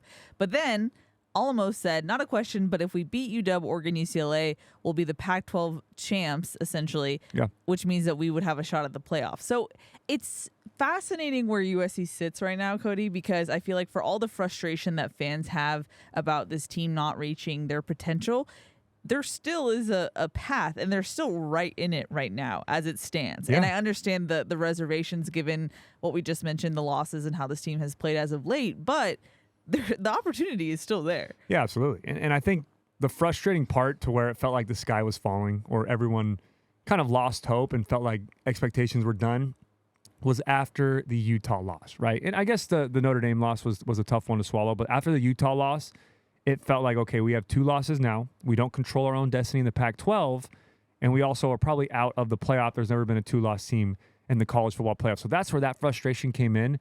But to answer all those questions is one, especially the morale, how to be pumped up, how to be excited, how not to feel like the season's over.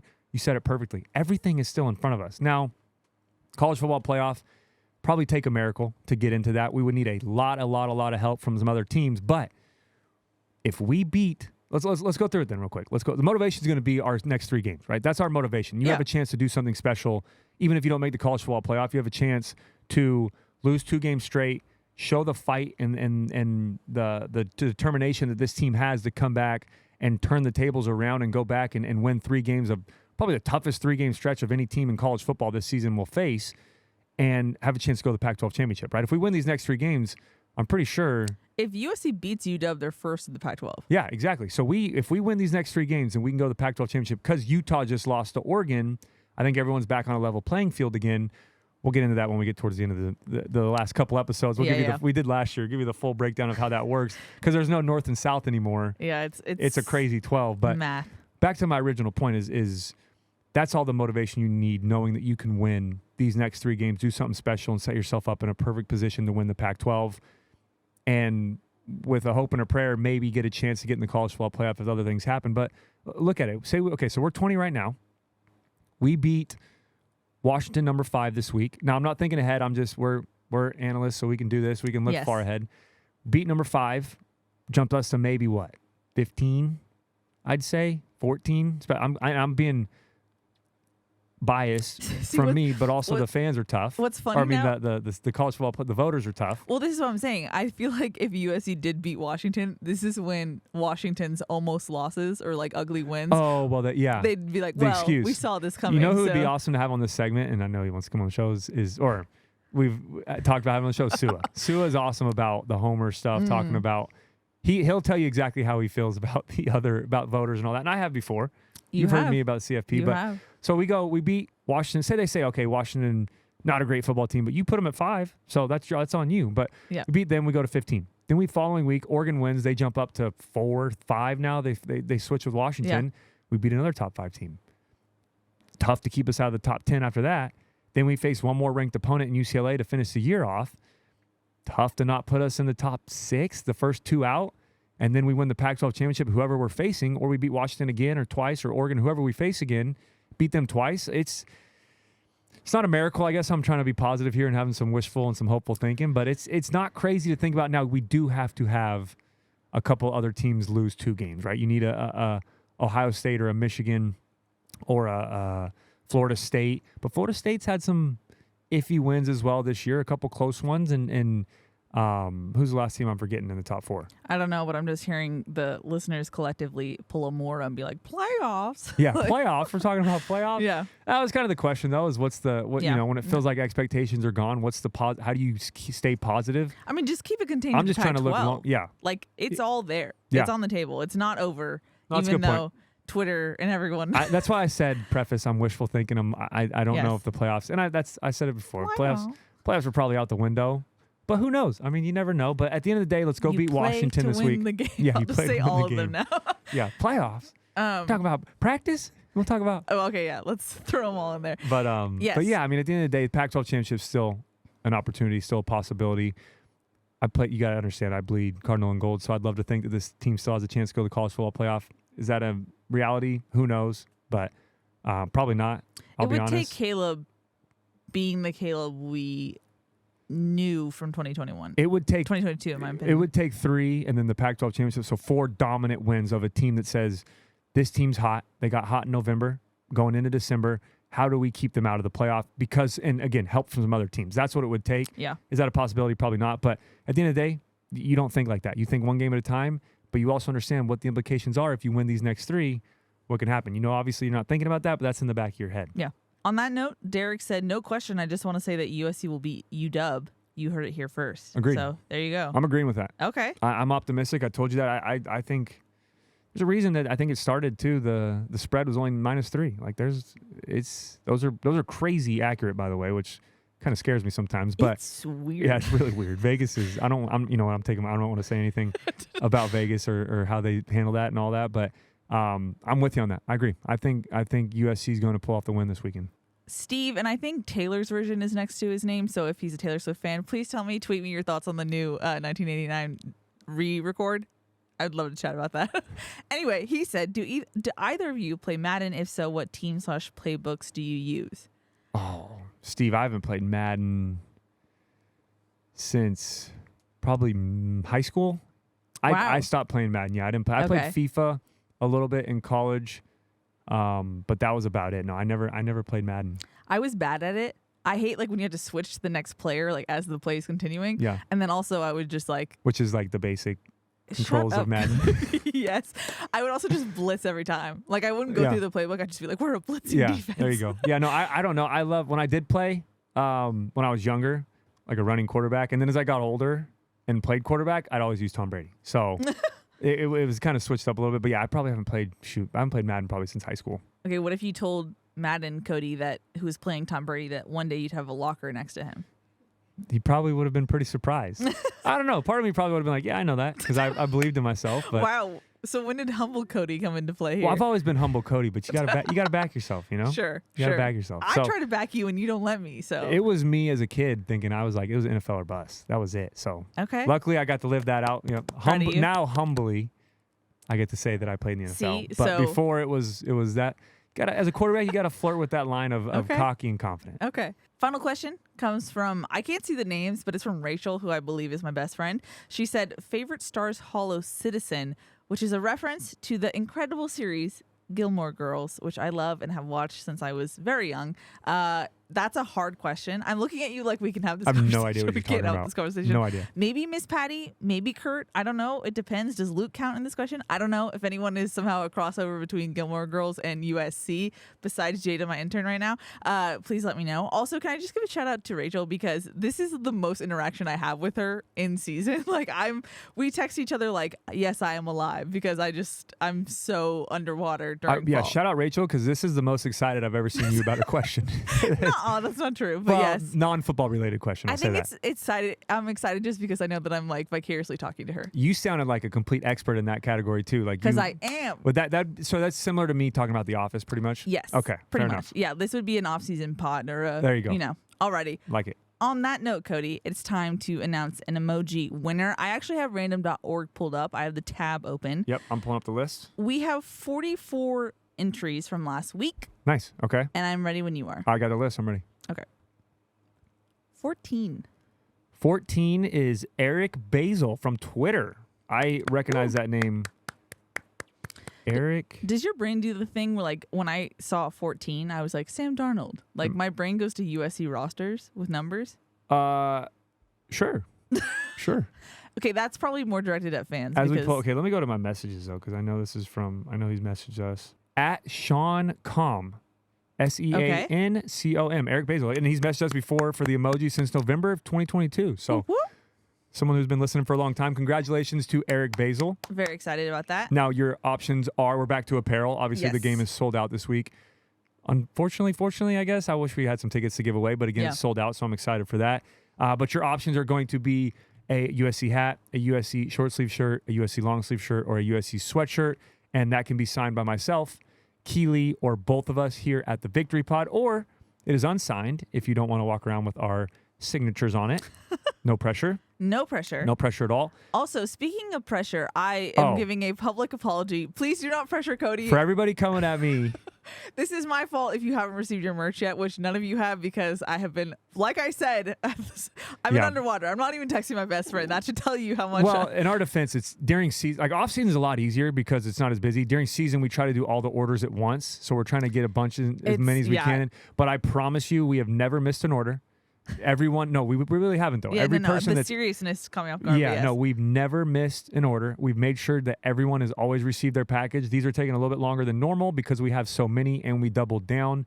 But I promise you, you will all receive your merch. It will every single one of them is obviously on record forever too, on video and on audio. So you know that. But I promise you, everyone will get their. You have merch. not been forgotten. It's just. I'm underwater. Yeah, and the only reason I say that, and Keely brought it up, is because I have been getting some messages, and I feel bad saying, "Oh, we're going to order them. We're going to order them soon." We are, I promise. Yes. But and it's not like someone in particular that we're not like giving merch to. It's like no, across the board. Yeah, no, we order them all at once. We try to get as many as we can, then order them all at once through USC Bookstore. Then they take a little bit of time to get here. But with that being said, yes, if you want a chance to win, how to win merch. If this is your first time watching the show, if you we're about to do emojis actually, so let's do those emojis first, and I'll explain. Okay, I have mine ready. Hold on, I just set myself up not because to be I ready. was multitasking while you were doing that. Okay.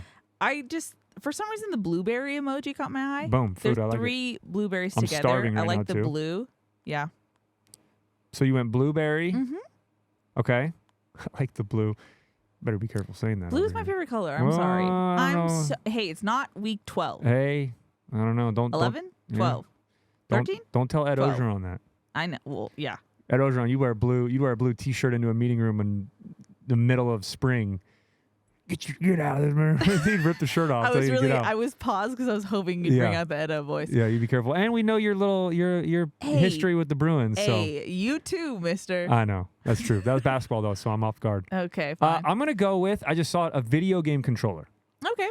Because we were talking about Madden. I don't know why. But if you type in video game, there's one that's like the stick Atari, but I'm doing the controller. Okay. The handheld Shouts to controller. your generation. I guess if you do either one, that's fine. I'm not going to penalize anybody. But yes, a video game controller. So we got Blueberry and a video game controller. And now, if you want a chance to win, while we say these emojis, you're probably wondering, what's the emoji giveaway?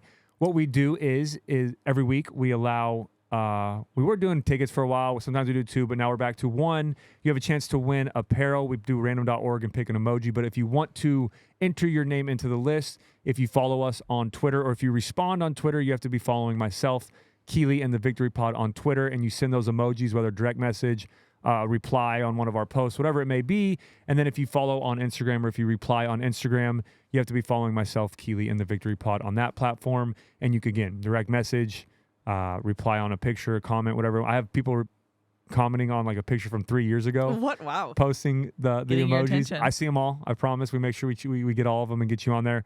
But yeah, so then we take all those names, put them on random.org. Keely does the random number generator, and then we pick a winner. Ta-da. And that's it. Alrighty, Cody. There's a lot of talking. I ta-da'd again. Yeah, you always ta-da. Oh my goodness. It's my weird transition at this point in the podcast. Maybe because I'm like just every time we get to like hour 3, it's we've checked out. Not checked out, but it's like our brains are gone. Everyone else is like, yeah, us too. yeah, we're not watching anymore. It's probably just us talking to ourselves at this point in the show. The ether. I will say though, we get a lot of emojis, so there's a lot of people listening. Thank you to everyone who does anybody that, who listens for 1 minute or the whole show, love all you guys. We have a lot of fun doing this. Yes. And speaking of Cody, it's time for your favorite question segment. Yep. Take it away. The first one is from USC_Chino. This team this season with this record has not shown up for the big game. Will this game be different? Yeah, I would like to think so. I mean, the first thing that tells me that is last week on the verge of losing 3 in a row, and you can argue, obviously, that game was closer than it needed to be, and there were some issues that we've got to get fixed. But overall, this team knows how to fight, and this team knows how to get it done when it's a close game like that. We've just got to continue to build off of that. And what more motivation do you need? Got 3 ranked opponents coming up and a chance to still do something special in the Pac-12. The next one is from IG.CWD. How did Stanford and Arizona slow down Washington as well as Arizona State? I'm adding that in for them. And then can we imitate their tactics? Absolutely. The big thing we need to do is eliminate those big explosive plays, keep everything in front of us, mix up some of those pressures, right? Play a little bit of zone, then mix up a cover 0 or bring some pressure here and there. But when we do keep everything in front of us, we have to come downhill and tackle this week. Huge week for tackling. The next one is from Josh.Harden1. Which safety do you think needs to step up the most in the absence of Zion Branch? I'm going with Bryson Shaw, a guy that's played a good amount this year that has some experience. It's time for him and Kalen Bullock to play great in the back end of this defense, especially with Max Williams and Zion Branch both out. The next one is from Me Sox. With the Washington game upon us, do you ever think about what it would have been like, or do you ever think about what it would be like being a Husky in a parallel universe? They're talking about I almost committed to Interesting. UW. Literally the day before I committed to USC. Or the day before USC offered me, going to commit. Quick story real quick if you don't know that. Background was I was going to commit to Washington. My best friend committed to Utah. I was going to commit to Washington that same night. Had the UW purple t-shirt on and everything. Felt something telling me I've got to sleep on it. Prayed about it. Thought about it. Woke up the next day. Was like, all right, I think I'm ready. Wasn't fully set, but I felt good enough. Mm-hmm. You never know when you're ready and committing because there's so many different possibilities. Going to my coach's office, get ready to call Coach Sarkisian. Sure enough, before I go, USC calls, offers me a scholarship. I had around 20-something offers at that point. USC had not offered me. They offered me. I took a step back, called Sark, said, hey, I got to think about this.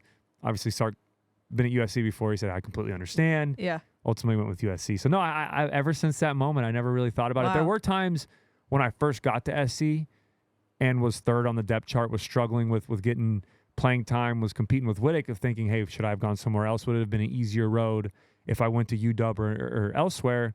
But ever since that moment when I started USC, I never thought about that again. But that's a great question. Little memory lane question. The next one's from John Thornton 949. What is the Huskies' defense of weaknesses, and how does USC attack them? Again, I'd love to see a balanced attack, play complementary football, but this team's ranked 116th in pass defense. It's time for Caleb Williams to be Caleb Williams again this week, have a big-time game, and let's air it out and get these wide receivers involved. The next one is from Traig Zones, Traig, I hope I'm saying that right, Traig Jones. What do you see needs to happen on offense to have more success running the football? Just sticking to it, right? I just mentioned that complementary football, stick to it. Coach Riley did a great job last week of continuing to feed Marshawn Lloyd. If you look at my Twitter, I tweeted it, then I quote tweeted it, and I think I quote tweeted it again because he just kept having big play after big play after big play. Keep getting number 0 the football and keep feeding Austin Jones as well. A great 1-2 punch there in the backfield. The next one is from thebuild.moby. What advice would you give a junior or senior in high school wanting to play in college football? Work ethic, right? That's the biggest thing for me. You also have to understand how to get recruited. That's a big part of it, is sending out your tape, going to the right camps, going to the right schools, getting your tape in front of the right eyes. Seen right? by the right people. Yeah, exactly. But the biggest thing for me is there's going to be kids that are talented. You see a ton of kids that are 5 stars, that are big-time recruits, even in high school that go to college that don't pan out. It's all work ethic, right? That's how you see. So I love the stories of the 2 stars, the 3 stars, the no stars that find a way to get a scholarship and then make the most of that opportunity. That's all work ethic and determination, in my opinion, and it's awesome to see kids succeed that way, and that's something you can't teach, right? It is work ethic. The next one is from Matthew Jude, which is a great follow-up of the last question. What are some tips you can give to juniors trying to get recruited?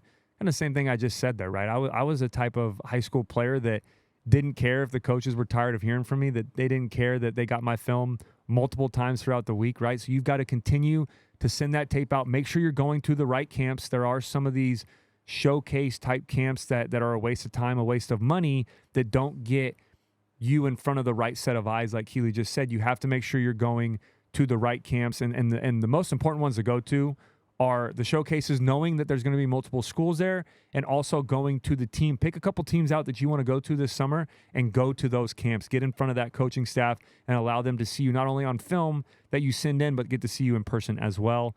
And then the last couple I have, the first one is from M. Pierce 949. Why does it seem like the O-line is getting beaten at the point of attack so often the last 3 or 4 weeks? I get that. That's frustrating. We did a good job in my opinion, against Utah, did a lot better in pass protection, struggled a little bit last week. And then obviously the Notre Dame game was frustrating to watch. Just technique, right? Just missing some of those blocks, overextending, got to be better at the point of attack and not allowing the defensive lineman to get up into your chest, control the line of scrimmage, and control your shoulder pads, and getting that penetration. We have to be great and having a solid base and keeping our quarterback clean. But as a quarterback, you got to put some of that on Caleb as well. He's got to do a better job getting the ball out a little bit quicker and helping out this front five of our offensive line. The next one is from Joe Osorio. Your prediction for player of the game on Saturday? I'm going Caleb Williams. Tune into the Trojan Tailgate Show where you'll be hosting, Cody. Tune into the Trojan Tailgate Show. Keely and I will both be on there. You can see both our picks. Yeah. You just sent one in, didn't you? I did. What'd you say? I had to tell my pick. I said Zachariah. Okay, Zachariah Branch. Oh, I saw the text pop up while I was reading these. Well, these are specific because I can't say someone I've already said before. Yeah, true. I haven't used Caleb yet, so I think I'm going to go with Caleb this week. I'm ready for it. And then the last one I have from Derek Lopez too. What was the most valuable lesson you learned in the NFL? Ooh. I would say that's a great question. And I guess this kind of transfers into life as well, is that you can never get as high on yourself emotion-wise. Never get too high, never get too low, right? Mm-hmm. NFL is a league that will absolutely humble you, right? You have these players that are all-stars in high school. Then you go to college, you're normally the best player on your team or a very good player. Then you go to the NFL, everyone is that good, right? You've got to find a way to separate yourself. And I was fortunate enough to get to play for 4 years in the NFL. I got to play for some great organizations, had multiple starts, won a couple games. So I was very fortunate to be able to do that, but it took a lot of work, a lot of like I just mentioned one of those prior questions, a lot of work ethic, a lot of determination, and you have to understand, and even in life, things are going to go great, things are going to go bad. You can never get too high or too low. You've got to try to stay right in the middle, stay positive, keep pushing forward, keep fighting, and not let your emotions get the best of you. And that's something that happened in the NFL that I've started to apply in my everyday life. So that's a great question. That's a great one to end on. With that being said, I am done. Woohoo. I'm going to do my outro now okay, so we can finish it. up. This is a long episode. It is. Let's go get a dub this weekend against Washington. Great atmosphere. Fans, if you're going to the game, if you're watching at home, whatever it may be, let's have the Coliseum rocking. Let's have the support very strong. I'm excited. I'm feeling great about this game. I'm feeling confident. Also, tune into the Trojan Tailgate Show before the game. 2:30. To see both of us on USC there. Athletics YouTube channel. Absolutely. I'm excited. Love you guys. Fight on. Let's go get a dub this weekend. This is one of those episodes, Cody, where I'm excited and I just want the game to happen already. I know. I wish it was Saturday. I'm with you. Yep. Alrighty, that's going to wrap it up. Great preview as always, Cody. That's going to wrap it up. That's Cody. I'm Keely. We'll see y'all next time.